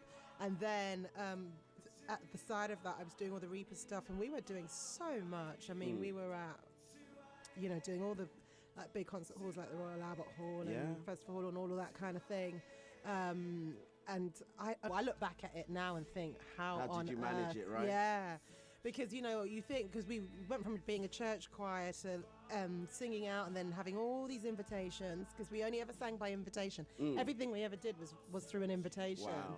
And then before I know it, I'm sort of managing it. I mean, I was always writing the material for the choir anyway and that kind of thing, and training the girls. But as it's going back and forth and you're traveling everywhere, I'm just thinking, what's happening? What's happening? How is this going on? And what's next? And it was just a day at a time, because there's no other way to deal with it. And I was doing that as being a lawyer. Yeah. And then it got to a stage where, actually, this is true. This is a true testimony. I went to speak to my clerks, who are like booking agents. These are my legal clerks. Okay, yeah. Who bring in the work, or who facilitate the retention of work. And I went to speak to them because at that time I was doing big cases, so I didn't go into chambers very often, because I'd be doing cases that will last a few months. So you're like, I can't remember any of those. I don't know what you're going to say. But I was doing okay. I'll put it that way. If the glove doesn't fit, you must acquit, kind of. Wow, I was doing okay. So I was doing these long cases, so I wouldn't see my clerks very often. And then I walked into my clerks in one day after not seeing them for a couple of months or something. And I went to my clerk, who had been my agent for well over a decade. So we were really close. And I said to him, I just want to have a chat with you about just the diary. Yeah. And he said to me, we know, we've been waiting for this. I said, waiting for what? He said, we've been waiting for this. We know that God has sent you into the world and that we're going to lose you. I said, I beg your pardon? Oh, wow. I know. And I had to start racking my brain. Are you a Christian or not? Can I? And he's not really. But he said his parents are Jehovah's Witnesses. So that's the closest connection. Anyway, but he said, we know. And then all of the four clerks in the room started to talk. They said, we know, we've been waiting for this. We've seen you go back and forth. And my clerk said to me, he said, I don't like to lose anybody, and I never wanted to lose you, but I know I can't fight God. Wow. I know, right? Wow. I know. I was rooted to the spot for about half an hour. Listen, it was the way that God used to draw me out, because I probably wouldn't have. And then he just said to me, okay, so we won't take any more cases for you from today. And I just thought, what? I just couldn't believe it. So you were like basically forced out. They kind of said. God just used that to make it abundantly clear to me that this was time. I mean, I knew it was coming. I just didn't know it was coming that fast. Wow. So it took me another good 6 to 9 months to finish my cases. Yeah. But that was the beginning of my exit. And curiously enough, the next week, the same clerk called me and said, Anna, we've got a new case for you. I said, wasn't it you? That just told me God said, it's time for me to go. That's how I knew it was God speaking. So I really had to be quite firm and not take any new cases on. And then that was it. But was it in your mind to do it at all? Was it in your heart? Or? Absolutely. I mean, before that, I knew, maybe about 18 months, a couple of years before that, I knew that at some point it was going to wind down. Yeah. I just thought I was going to have more control over that process. And I just thought it was going to be a long, winding down process. But God clearly had completely different ideas. Different plans. Yeah. But once those clerks started speaking, I mean, they really went in. They said, the world is... When I was in disbelief. And I was saying, well, has someone reported me? My mind was going everywhere. Has the solicitor complained or something? Have I done... They were like, no. And then a clerk who I don't even have anything, I had nothing to do with at the time, because I used to just defend. And he was prosecutor. He was a prosecution clerk. And he said to me, Anu, look, we know we're very spiritual clerks room. The world is full of darkness, and God has sent you to be a light in the world. I said, you what? In my head, I was thinking, Mike, what is going on? And they said, we know. So, yeah, you should be glad. And I was like, okay, my life is changing on the spot. And that was literally the story of how I... Wow. Yeah. And are you still in contact with him now? From time to time, I'm in contact with some of my colleagues. Absolutely, yeah. My colleagues. The clerks in particular, I haven't seen them for a while. But, I think my name is still on the door of chambers because I took a sabbatical, but that sabbatical is 5 years old now. So, we're definitely still on very, very good terms. Well, that's such a good testimony that the people that you work with can see God working through you, right? Well, they saw it a lot more than I did. Well, and God really used them to speak to me that day, and that was it. That was literally it. And it was 9 months afterwards. Yeah, Yeah. So what was incredible. that? So you've left now. So what was it like those first year? Those first few years? Ooh. There's people out there that be saying, I want to believe God, I want to step out, but. Do you know, God used that time to really develop my faith and my character. I like the way you put that. Yeah, and my relationship with him. Yeah. I mean, it was pretty much of a roller coaster ride at the time, but I really wouldn't change it for anything, because I learned so much. I grew so much, and I'm still growing. And I really began to understand in a way that I'd never had before, that when you do trust in God with all your heart and with all your mind, and you lean not onto your own understanding, that he really does, guide and guard your ways. And he... I just heard something, but... Go on. No. It's really interesting what you just said, and I'm in a very similar situation myself, and you just said really resonated. That when you're in that place where your usual things that you have around you, your trappings, the things that you do that normally keep you in a place, is great. But when you're in a place where you have to really look to him, then your faith is at a different kind of level. Yeah, I mean, look, the truth is that there are a number of truths, and you're either going to learn them or you're not. And one of the truths are, and actually I think this is across the board what I'm about to say, whether it's spiritual or secular, actually.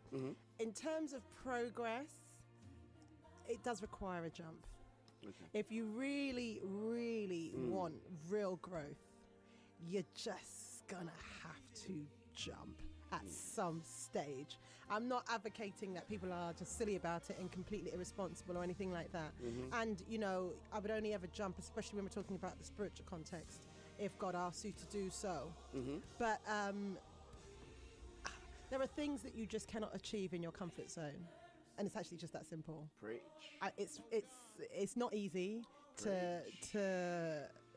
It's not Tell easy them to get again, It's not things they can't do. What in their there are things that you cannot achieve when you stay in your comfort zone, and that's not an easy thing to live by, because it really will include being uncomfortable and at times it will be extremely tough. But that push, that drive, that a bit forward and really, achieve things that you've never done before, it requires something extra. And I just personally haven't ever seen that in your comfort zone. That's the first truth. The second truth is a spiritual one. There are levels of faith, and there is a level of faith that we all encounter when we're relatively comfortable, we know what's going on, and we're doing all the things ourselves, and we just say, Lord, we put it before you, please bless what we already have. And if we're not looking up to God ourselves, we have our own we've got our own provisions that we've made as our comfort blankets, but there is a walk, there is a trust in God. Again, increases when God is your only safety blanket. Then you really understand what it means that he who dwells in the secret place of the Most High And that's Shallow where we Biden, end the the interview shadow. for today, folks. Let's thank Anu for coming on and sharing her insights. Why are She's you been- sending me away? What have I said? We don't want any more personal revelation and any more Is it too much? conviction in Is the it too station. much? Yeah, it's a bit too much. My listeners, Oh they won't know what dear. hit them, you know. Oh my gosh. No. But I you know, it's the truth, and it's the truth that will always set people free. You know what I mean? That's, you know, the Bible says it. And, you know, I just love your candor in, even though I think you put it so eloquently about a new level of faith, which means that, you know, I'm sure there were some nights that you're saying, God, when are you going to come through, right? When are you Oh my gosh. Yeah. All the time. It's just like, Lord, what's happening now? What's next?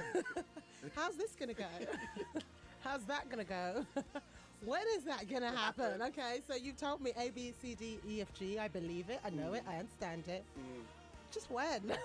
When? How long? What do you have to do? How long do you have to wait? But, oh gosh, I mean, now, I just wouldn't have it any other way. I really, genuinely would not have it any other way. And the greatest thing by a country mile that I've gotten out this entire experience is a closer walk with God. Amen. Like, Amen. just Amen. that's just the Yeah, that seals it, really. yeah, doesn't nothing it? else. Yeah, it comes close. Yeah, that seals it. So tell us about the Reapers Choir. Ooh, so we are at church. We are one of the choirs in my church choir, which I go to, Christ Apostolic Church Bethel in Hackney. Big up. And and so we've had like, I mean, we're a small church, but we're quite impactful, and we have had a number of choirs over the years, and we still do. It's just our history to have different types of music, many different types of music. So we have gospel, we have a classical, we've got, you know, a mass choir, and so on and so forth. So the gospel choir has always been called Reapers Choir, and so it is the church choir. It's literally the church gospel choir. Because I was going to ask, is it like a collection of other people that have No, come together, but it's the church choir? It's legit. The church choir always has been. So could I join? we'd have to talk about that. Okay, so so you've heard some of my singing on my. You know, I forget I'm in here sometimes, and I just. and you just go. Yeah, you I just worship go, unto the Lord. Wow, you know that this is a great. I make thing. a joyful sound. Hallelujah. This is a great thing. I'm sure Ruach has a choir. I'm joking. They know me too well. They won't won't let me in. They won't have you. Okay. They were home. So yeah, we just went out and decided to stop just doing things at home in the context of the church and just minister out. And the minute we did, it was pow, and it was just invitation, and literally that is how it grew. That's how it because you were on mushroomed. Songs of Praise as well, right? We were on Songs of Praise. Yeah. We did so many things. We just did so many things. And then at the time, it was an all-female choir. I mean, it's not quite anymore. We've got a couple of guys now. But so there's room for me then, basically. there's room. You are really making your application. You know, but we had a run of about 4 or 5 years where we were just bang, bang, bang, bang, bang. And it was almost every week we were out in places. And you just got to imagine that the choir, it was just a church choir. We were just ministering, doing our own brand of evangelism. Yeah. And then it turns into this semi-pro outfit. So I had to sort of say, all right, girls, especially as, you know, many of them are mothers and, you know, wives and all of that. Okay. I just had to say, well, okay, we can give you a bit of a break.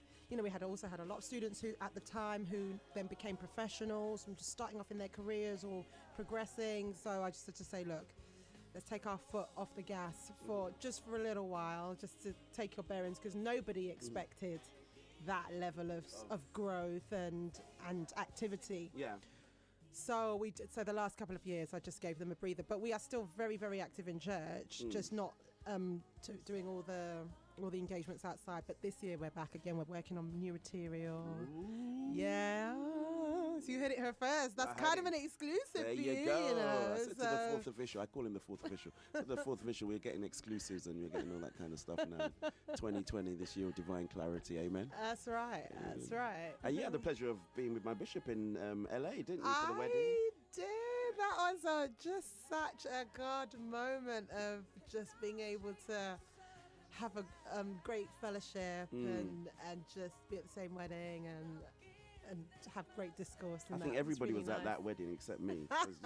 I said, Can I just say that I had nothing to do with the guest list? Well, it doesn't make me feel any better, You but can it's all level right. no responsibility at me, I'm afraid. It doesn't make me feel any better at all. I would have loved a trip to LA. I've never been to LA before, and it would have been really great. But It was it's just really like everybody was nice. out there, It man. was It must really have been cool. amazing, right? It was really amazing. It was a really great time. The jet lag was crazy though. And So this how is- many hours is it? Okay, so it's a 10.5-hour flight, 11-hour flight to get there because it's West Coast, so and then you the go, time you go again. difference. Yeah, no, that's a direct flight. So if Yeah. you've got a stopover, that you are taking longer than Yeah. that. So but the time difference is 8 hours. But I mean, I have been to the West Coast before on a number of occasions and different places, but I don't know why this last week the jet lag It's just like really. just hit me like a ton of bricks. It You hit know, all there's of this us. thing about what time you take out and then what flight you come back on as well. Is there? Tell me. Yeah. What so do they say? When, like, there's friends of mine that used to work in Hong Kong, and they had to take flights that would get them there, like, in the morning, and then it's easier for them to adjust. What do you mean? In the day, so you don't want to arrive there at night, okay? Because of the too time late. difference, Okay. you'd be up all night. So Gotcha. you'd rather kind of like get there and you're really tired, but you power through the day and then. And it's the Gotcha. same when they come back. So those flights actually cost more. As I don't talk on my mic, he's going to tell me. Better flights for the travellers. Oh, I see. That's interesting. Yeah. I mean, yeah, that's really interesting actually, because I feel like I got them in the afternoon for both of those, both there and back.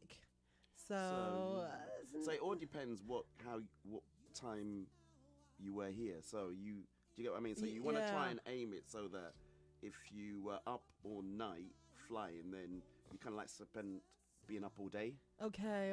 And then you'll kind of like force yourself, and then when you come back, it's the same kind of thing as well. All right, well, I'll try that Then- next time. Then you land all right. But there you go. Thank you for that. was free tip. advice. Thank There you go. for that very There free you go. advice. Very free.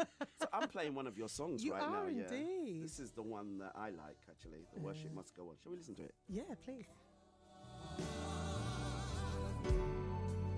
The worship must go on. I surrender. The worship must go on. The worship must go on. Broken hearted or in despair, full of joy, love, or happiness. Every season may come at a price. Still, I will give you my true sacrifice. You paid it all at Calvary. So now I give my everything and surrender. The worship must go on. Must go on. Worship must go on. I surrender. The worship must go on. Worship must go on. Worship must go on. I bow before you and I open my heart. I'm choosing to surrender into your arms. I'm asking you to make me true and worthy, holy and acceptable.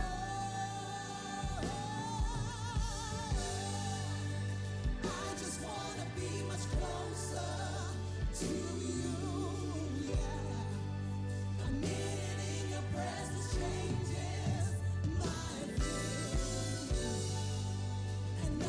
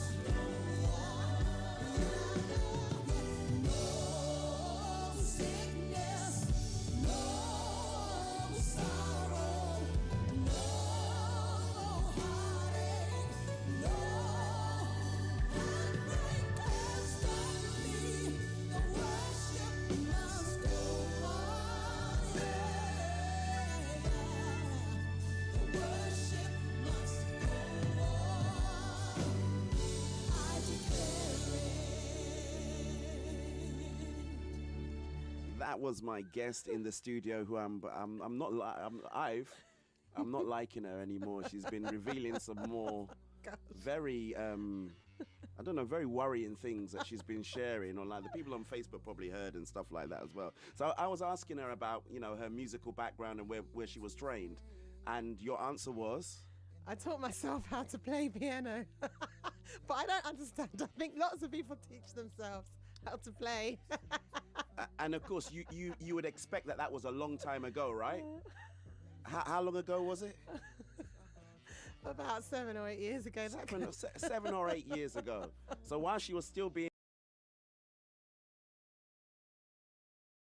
You know, actually, you really hit the nail. When I was just about, as I was a barrister, I remember that I just wanted something for myself, something to do myself. That I didn't have to worry about anything or, you know, any other responsibilities, because we had the choir, the singing and what have you, and I just thought I can play, I can just learn how to play. So that's just what I did. I just thought I'll sit down, I'll work it out. So I watched lots of YouTube videos, or I went online and subscribed to piano teaching videos, and I studied them, and I, you know, bit by bit, I learned how to do more and more and more, and then I just developed my ear, so I just sit down and listen to something and just play it. Just play it. Just I can't necessarily play it that well, but I can do. I sit down and I you know, so for all of you that have spent all of your years being classically trained and spending years and years and years, I'm sorry to burst your bubble and say sometimes you don't actually need any of that stuff, but you know, I guess it's encouraging to people that want to start out, yeah, right? just do it. Yeah? Just do it. Just do it. I mean, of course, this is against the background of me having led a choir for decades. Yeah. You know, and then, as I said, in church we have different choirs. So we have a classical choir as well. So I started to sing as well. So I have a musical background. Okay. So it's not coming from nowhere. Okay, I don't feel as bad. just a little bit better. I'm But digging I myself didn't know. out But I didn't know how to play anything on the piano. I really didn't. I just But now sat down. you sing and you play together. Yeah, and I love it. It's one of my favorite things to do. Is it hard to sing and play? You are in two different. You're in two different headspaces. Yeah. They are two very different headspaces. So you just have to practice and practice and practice, so that your fingers are going, and you're not thinking about what your hands are doing, and you can just sing on top of that. So the thing that I want to be really focused on is the vocal, the ministry. So I don't want to have to think about, oh my gosh, which chord is coming next, or which musical phrase am I going to play next, or that kind of thing. So that takes practice, but it's just a discipline. You just have to keep doing it. You just have to sit down and just keep practicing and just keep doing it and over again, and you will just develop muscle memory. Your fingers will know what to do. Yeah, I would agree with that, actually. Yeah. But yeah, I've heard people say it is kind of difficult. They are different headspaces. They really are. But the more you do it, then the easier it becomes, as with anything. So what have people said to you then? Have they just said that? Hey, me, I know nothing. I know nothing.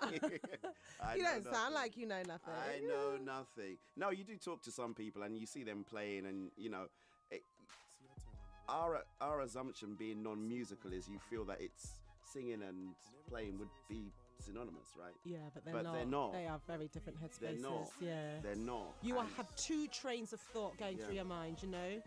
So you have to be able to leave one and not think about the one. Does that make sense?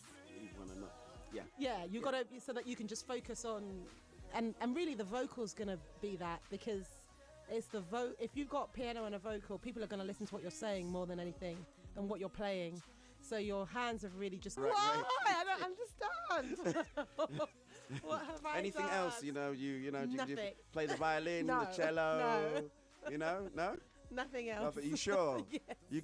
You might as well just let it all out here. You know, let's know where we all stand. You know, a little bit of bass sometimes, maybe. No, but I tell you what. That's it. Here we go. No. But I can't play anything on the guitar yet. But that is my next instrument. I am heading towards. I can tell you now. That's the thing I want to play next. I want to play guitar or bass. Well, I know that you can't play the guitar and the bass and the keyboard at the same time. No, you definitely can't. No, you It'd can't have to do be that. one or the other. One or the other. But the guitar, I get the guitar thing. I would probably pick up the guitar, exactly, because I'd want to do something that I can sing along to. So if I play and sing, I want to be able to play the guitar and sing. So in the next couple of years, you're going to see me with a guitar. It's going to happen.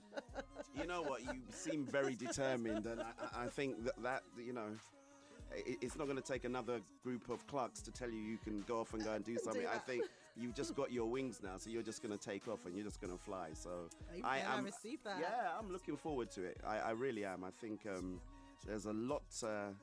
You know, I said when I asked, I think this was last year, I asked for some music, and I listened to like some of your stuff, and then I did a little bit of research. I thought I kind of like your style and it sounds a little bit different from everyone else. Not you. A little bit different, but you know it's distinctive. I know what you mean. It's distinctive enough. So if you hear your voice, you'll know it. Yeah, Thank didn't you. sound like run of the mill kind of stuff. So do you know, that's a real testimony behind that, because for a long time I wanted to sound like everybody else. Wow. Yeah, it took a long time.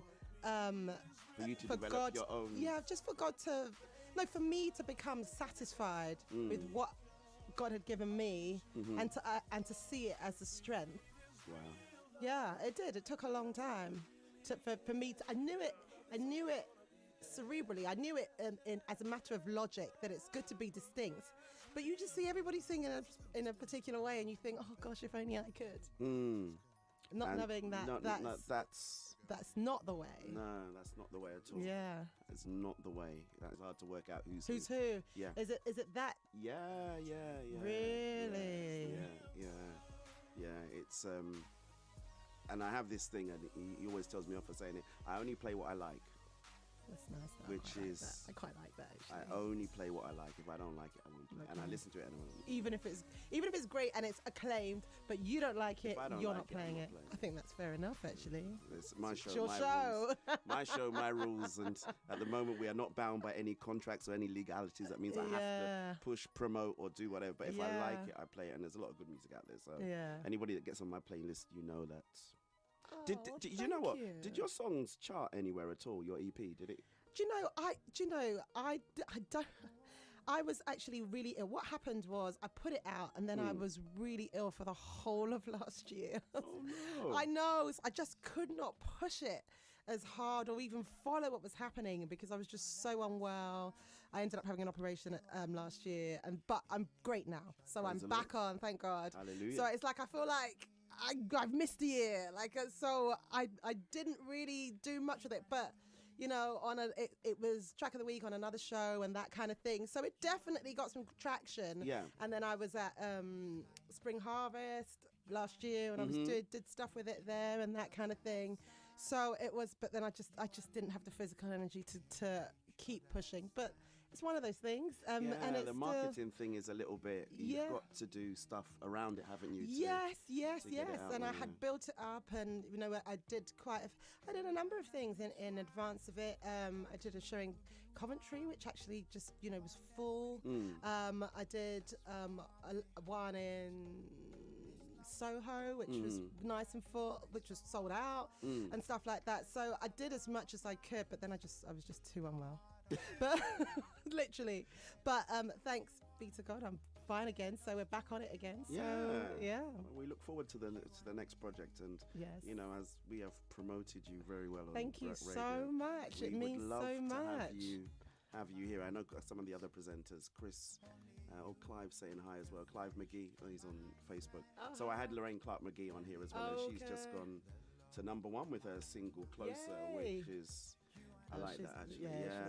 She's brilliant. Yeah, Brilliant. very much so. Again, very distinctive voice. Yes.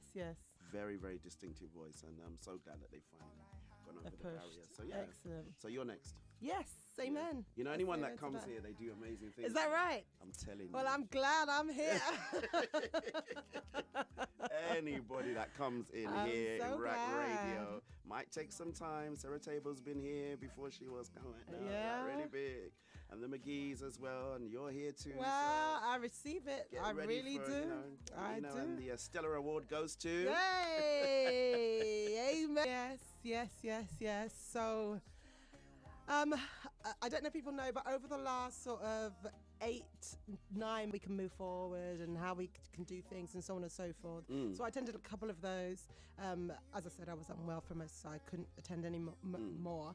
But out of those conversations was birthed a process to reinvigorate the Gospel Music Industry Alliance, GMIA, which had been in existence with Juliet Fletcher and so on before, but just to really shake it up and reinvigorate it and to use the structure to move forward. Excellent. And to add a number of directors to the board. With Directors the view, like your good self. well, let me, can I just, let me, I'm just going to get to how that happened. Look, I'm not saying that you went there and thought, No, director, no. hey folks, No, so what happened was everybody decided to set up nomination committees all over the country, actually. Okay. So there were nomination committees in London, Midlands, Manchester, I think, Cardiff, definitely Wales. I don't know if it was Cardiff, but definitely Wales, Ireland, Scotland. And so from all of those, names were put forward. And there were 2 people from each of those locations that formed one massive nominations committee, and everybody was allowed to submit names, just general people that had attended the meetings and anyone who knew. And so they did, and I'm told that there were well over 50 names or whatever submitted, but I'm sure many more. And then it was whittled down to 22. And then it was whittled down to 6, and I happen to be one of the 6. Praise the Lord. So, yeah, so UK Gospel is kind of like in your hands now. Mine and 8 others. Oh, you've got a finger. Tiny little pieces of pie. So, this is brand new, so we're here to serve and to do our very best to push things forward. So please contact us. Just hit me up, Anu Omideyi, on Facebook or Instagram or Twitter or even email. anu@anuomideyi.com, and just tell me your views, your wants, your things that you don't want. It's interesting how it's happening. So can I have a bit of a rant? Yeah, please. Because I like to have a rant. No, it's okay. Is he listening? Oh, he's on the studio. He's had enough. He's going to say, no, you're not allowed to do that. No, he's a little bit there. So I was saying that the Brits, they don't have a gospel music category in the Brits. Yeah, that's right. And I'm thinking to myself, in America, everything that they have something that references gospel. That's right. But over here, we have a great, vibrant gospel community that we even export to America. But the Brits seem to think that it's not important to have a gospel category. Yeah, that's our fault. Yeah. I think that's our fault. I think that we haven't shown ourselves a force that cannot be ignored. And I think that that's our job to do that. Yeah. But we can't just do that in terms of our creativity and our product, which is excellent at its highest. We have to do that with our commerce. We have to show that we're bankable. Amen. And that we can affect the market. Yeah. And when we start pushing and when it becomes abundantly clear, then we can have the conversation again. I mean, and we just have to do that. Yeah. We just have to get ourselves to a position where we just cannot be ignored. It's actually that simple. Yeah. Because I remember when the Mobo started, it was like a cafe kind of thing. That's it wasn't really a big event at all. Then all of a sudden, someone got wind that there's money to be made, and it just escalated and changed, and then it's not even happening anywhere where there was any people of black origin anymore. It was, everyone said, taken over. Yeah, everyone said there's a lot of black people in Scotland. No, I was very much involved in music to start off, and I remember going to those things when it was in Leicester Square. I think they started off in the Empire Ballroom in Leicester Square, and it really was like a black award thing, and then bit by bit it gained, and then I think when MasterCard got in, it just kind of like flew away a little bit. But anyway, that's beside the point. I've had my rant. It's all right. Well, I think it's a really valid point, and I think that we have to look at things like that. We've got to look at just the impact that we make on mainstream music. So whether that means being involved in massive award ceremonies like that, or whether that means being involved in some of the mainstream labels, and even if it's a couple of artists being represented, just having some kind of wing that says, well, look, this is who we are, this is how we represent, and we're worth it. I think that's really, really important. And I think that we have to do that from a position of strength. There are some genres, for example, jazz and so on, so forth, which are really respected genres, but they're protected. So they're protected in the sense that it's not then they're not thought of as money-making genres, but they're thought of really, really important to the culture. And I think if we get it right, we can be both important to the culture and, frankly, generating income. Yeah, Amen. I really do. Amen. So I think you guys are going to do good things. I pray so. Who are your other members? Well, they are. What's it called? GMIA. So Gospel Music Industry Alliance. Okay. Yeah. So everybody else is far more heavy hitting than I. I really mean that. So you have Juliet Fletcher, whose vision it always was, and then a gospel historian who's been on it for a while, Chris Tomlin, and I think Janet Simpson. Had been on it for a little while as well. And so the newcomers are myself, Lady T. Yes, Tolu Adekeba, she's on it. Karen Gibson, the Kingdom Choir, needs no introduction. Marcia Dixon. There we go. Needs no introduction. Roger Moore from the Midlands, who again is extremely hard hitting, and Wisdom. Yeah. So, I mean, if we can't get things done between ourselves, then me, myself, I'll be wondering, what is this all about? So I'm sure between us, we can really push forward and make some good progress. You know what? I know you know that it was happening, but that's why I thought, oh, that looks pretty good, because I didn't even know the alliance even existed. Wow. So, but then again, I don't know much, so it's okay if I don't know. No, but I feel like everybody should know. Yeah. Everybody who's in the gospel music industry, or who listens to gospel music, should know. Yeah. It should be an umbrella body that is available and applicable to all. I think that's really important. So that's actually extremely valuable feedback. Yeah, that I didn't know. Yeah. He probably knows, but you know, don't you?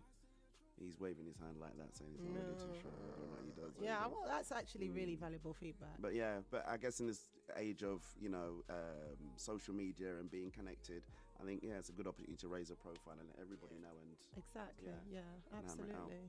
Yeah. So, you see, so we're only supposed to have spoken for like 30 minutes. I know, so, I did see that. Yeah, so again, I'm not inviting you back again. That's it. You're Am I making trouble? You're making trouble. Really you had me, because I had this question, right? And because you said in your lovely message that you put on Instagram, and said we would talk about worship, and I do want to talk about worship. Yeah. I do want to talk about worship, but so I was having this conversation with another fellow elder here at church, and she was saying that the worship in church is more feminine and not masculine. And I'd never heard that statement. I've never heard that statement. I've never heard that statement before, and I can't really ask you what your views are on it if you haven't really heard it before. But she was saying that there's not a masculine kind of worship. It's more feminine worship. In what context, though? In the church or in the scene? In church.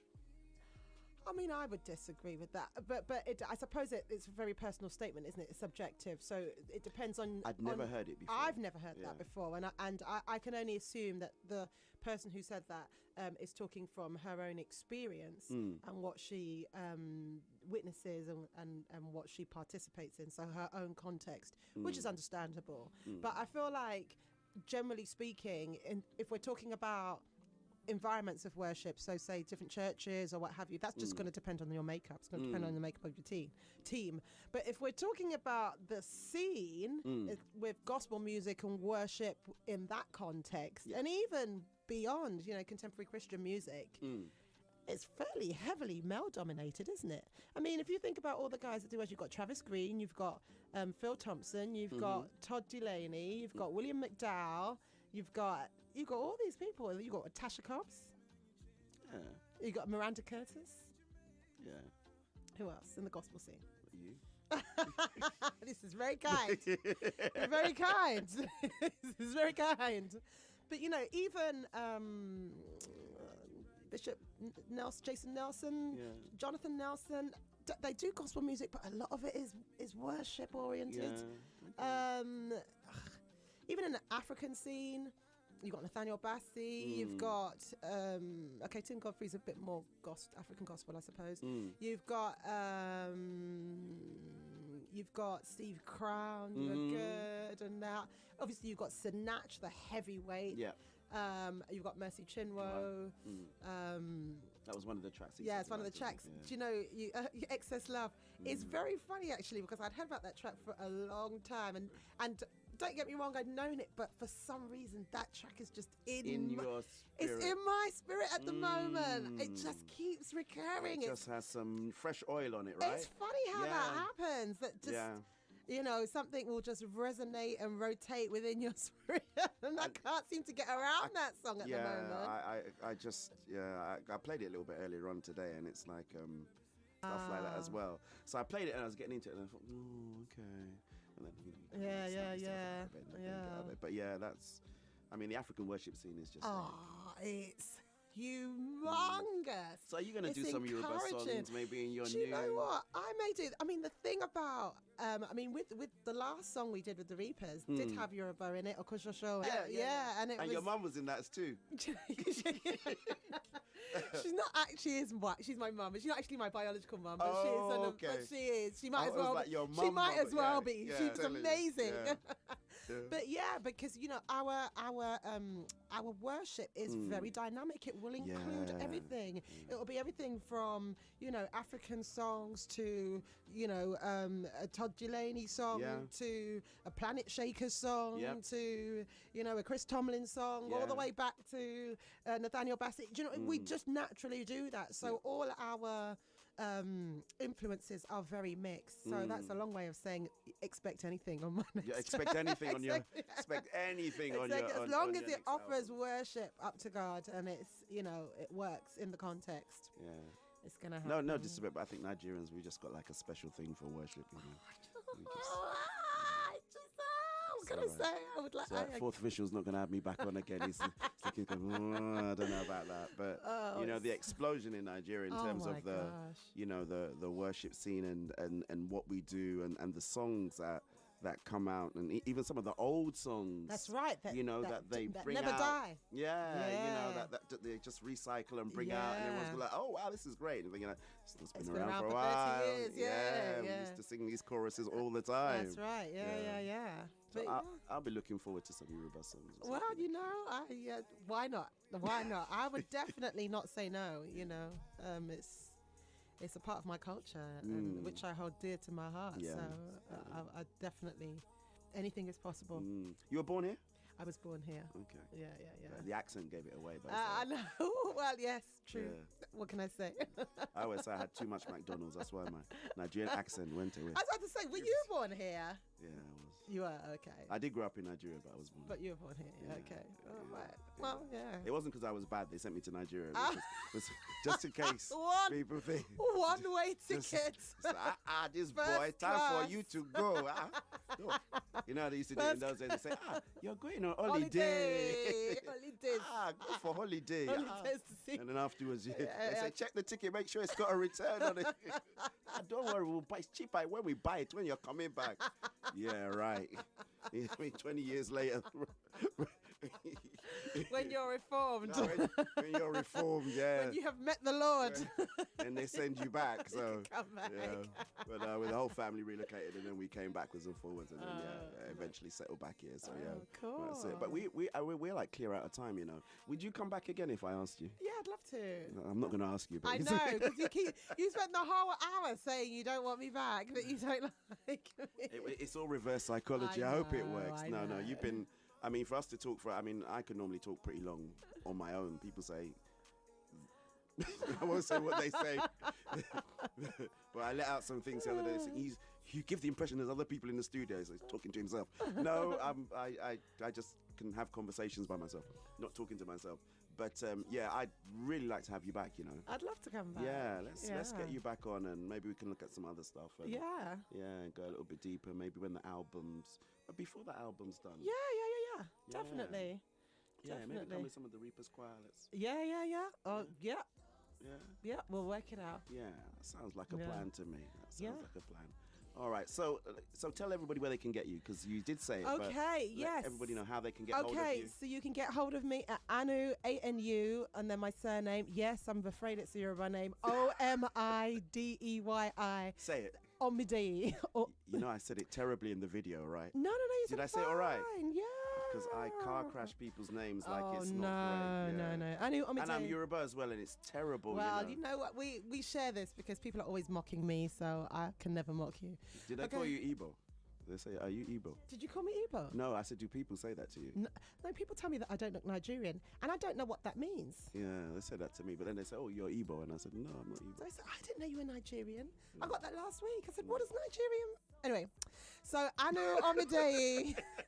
So on Facebook, Instagram, Twitter, and then also my website, it just goes by my name. So often if you just look for Anu Choir, you'll find me.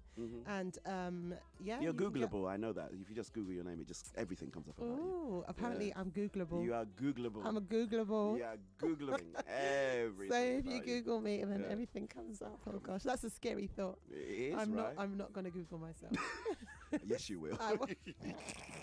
So that I can make requests to take down all the things I don't like. You might want to reorder the searches so that some things are higher than others. I'm just saying. Oh my gosh! I'm going to have to Google myself right now. I'm just saying, people do that, You'd That be is surprised. really. I don't know if that's good information or inflammatory information. It's Anyway. good information to have. It is. good people, information People to do have. that Yeah. to reorganize themselves and stuff like that. So it's. Oh, no, this is good. So, See? yeah. I've just literally just Googled my, because that made me really scared when you said that. No. I meant it in a good way. No, in a good way. You can control what is It's closer. yeah. and then What is, I don't mind. I don't worry about too much about No, these you haven't things. broken any laws. You're all right. I'm all right. So yeah, you can find me, and then all my music will come up and that kind of thing as well. So yeah. And your EPs are available to Yeah, download, they're stream? available for on all streaming sites, download, and so on and so forth. So yeah.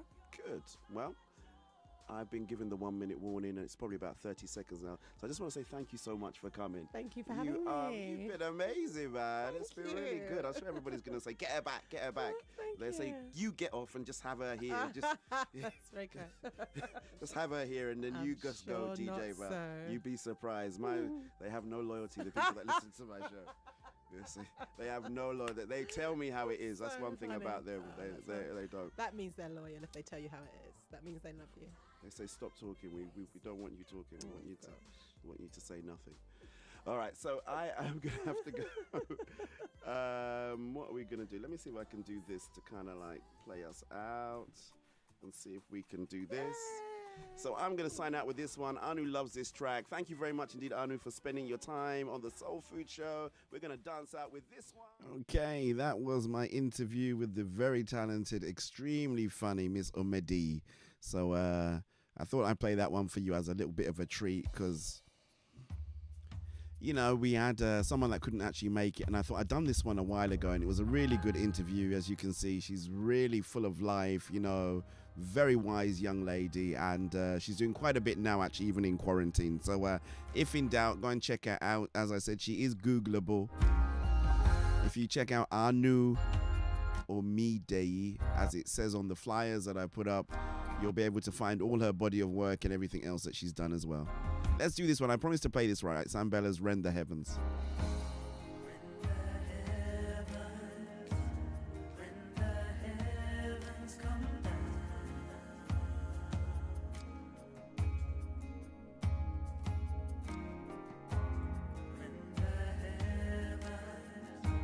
Thank you so much indeed. Thanks so much, Amelia. Thanks so much, Hazel. Everybody else that listened to it. It's very encouraging, actually.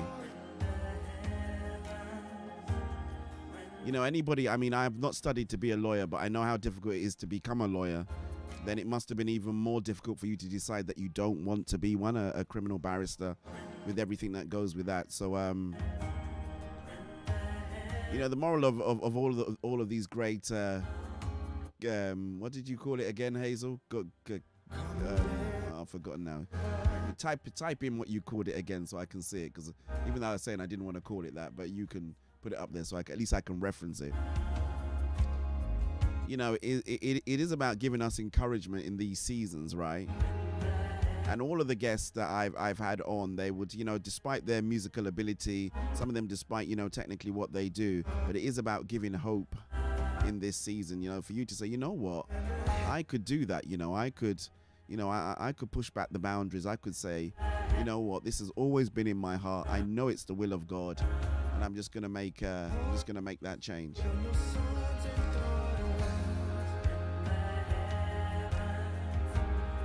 There you go, God-ordained conversations.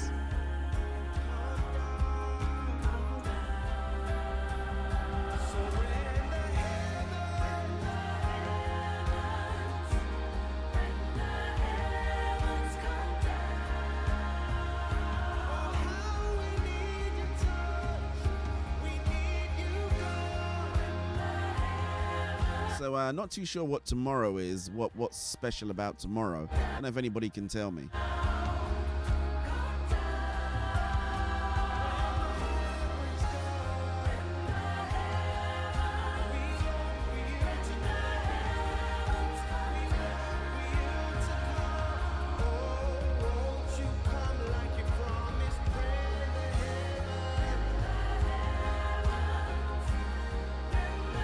Amelia, don't join in with Hazel, you know. Don't get me into. There's no. I'm not having no power of agreement or witness on this thing, you know. I know Hazel's there saying, yeah. Come on, let's push that God ordained conversations. Come on.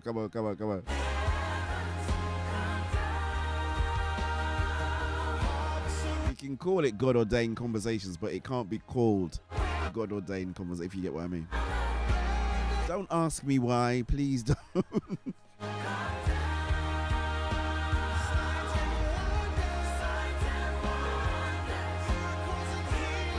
know, if I had another 10 other people that agreed with you, then maybe I would have to bow to public demand, you know.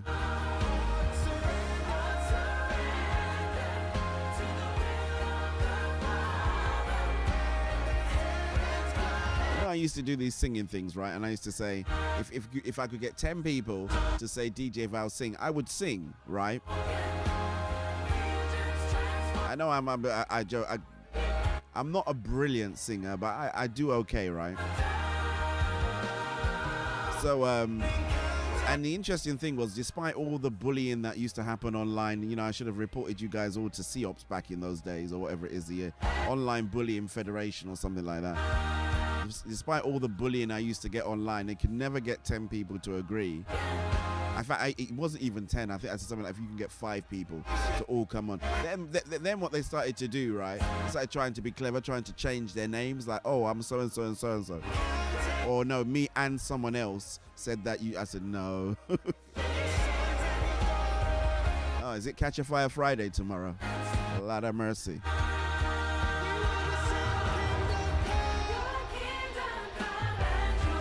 All right, so we're going to have to make it, we'll have to try and make it count then if it is indeed Catch a Fire Friday. Oh, okay, hold on. GOC. Oh, you see, that's terrible. That might have won it over now. Oh. Oh. It's a celebration of love, baby. Let's go. That is such a good acronym, though. Acronym. It's a good acronym, GOC. Oh, that is really nice. See, that's what happens. One will chase 1,000, 2 will put 10,000 to flight. In the multitude of counsel, there is wisdom. You see how you two both work that now? It's easy to see you were heaven center. So just imagine how important. is a good acronym, though. I do like that, the GOCs. GOC.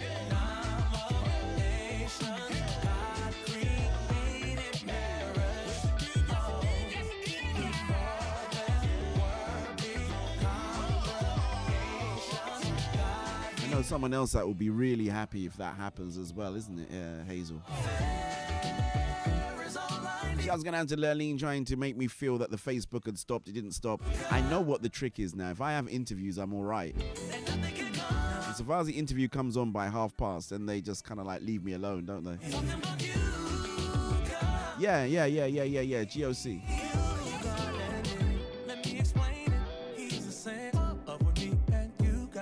Yeah, no, I know what it means.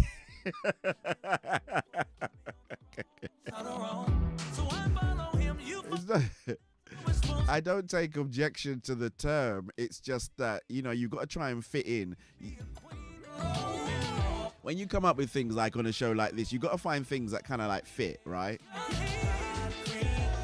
So God-ordained conversations, it's long, man. It's hard to say. But GOC, that's got a ring to it, CC. So, yeah. I've got things like Soul Food Daily Double. You see, the D and the D, it kind of like works together. Worship 101, it kind of works together. Late Lunch Show kind of works together. Smooth Worship kind of works together. What else do I do? Catch a Fire Friday. See, it works, right?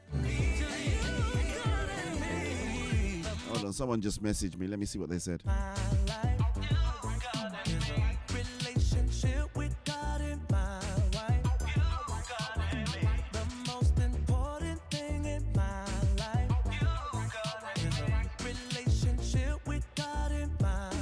Yeah, so I've done it so you can see everybody's comments now. One of the things is if you're on Facebook and then you're on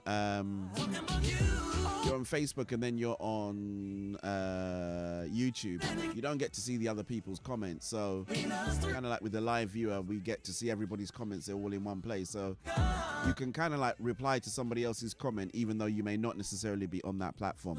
How clever is that, right?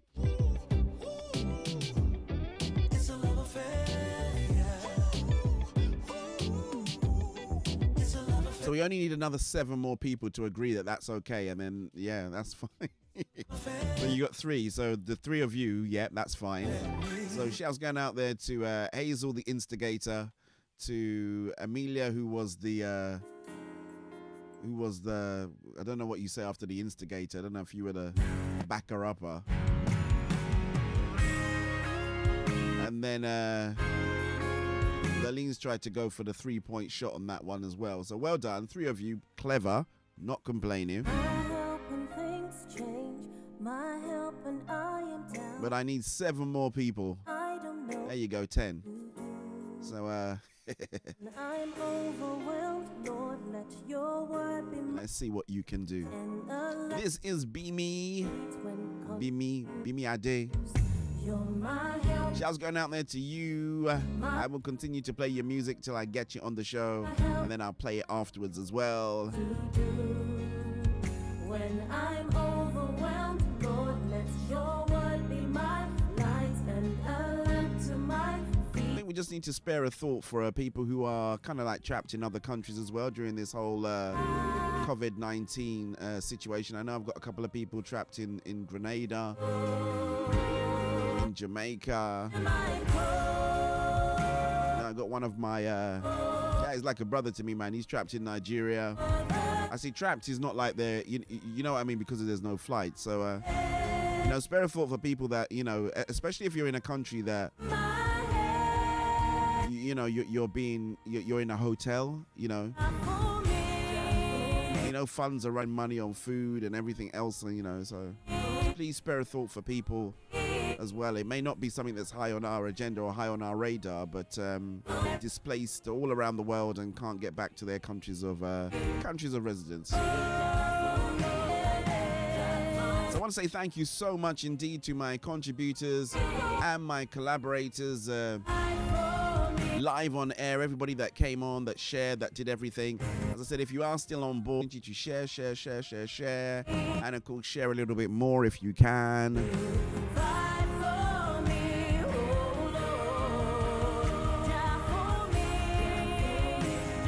if you are on YouTube, please leave comments in, the comment below the actual video as well. Those are the ones that kind of like stay there, that when people search and they come and see what you said about the show. So that really helps me. So thank you so much.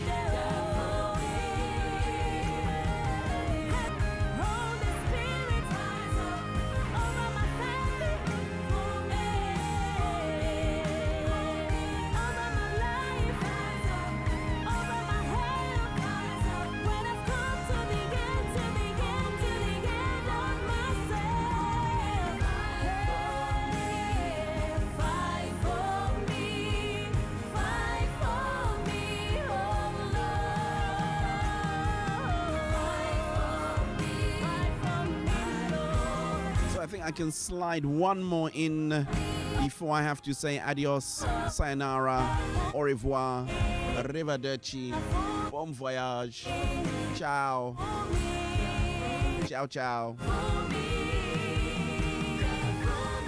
I've run out of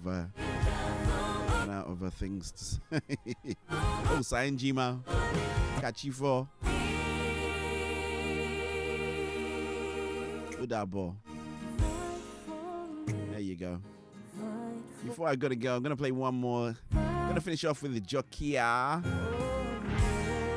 That's that track called Yahweh. I'm gonna finish off with that one. So my message always in this season is simple: stay home for the moment, unless you can, you have to go into the office, and stay home. Stay safe, and remember always to keep the faith. Signing out with Jokia. This one is Yahweh.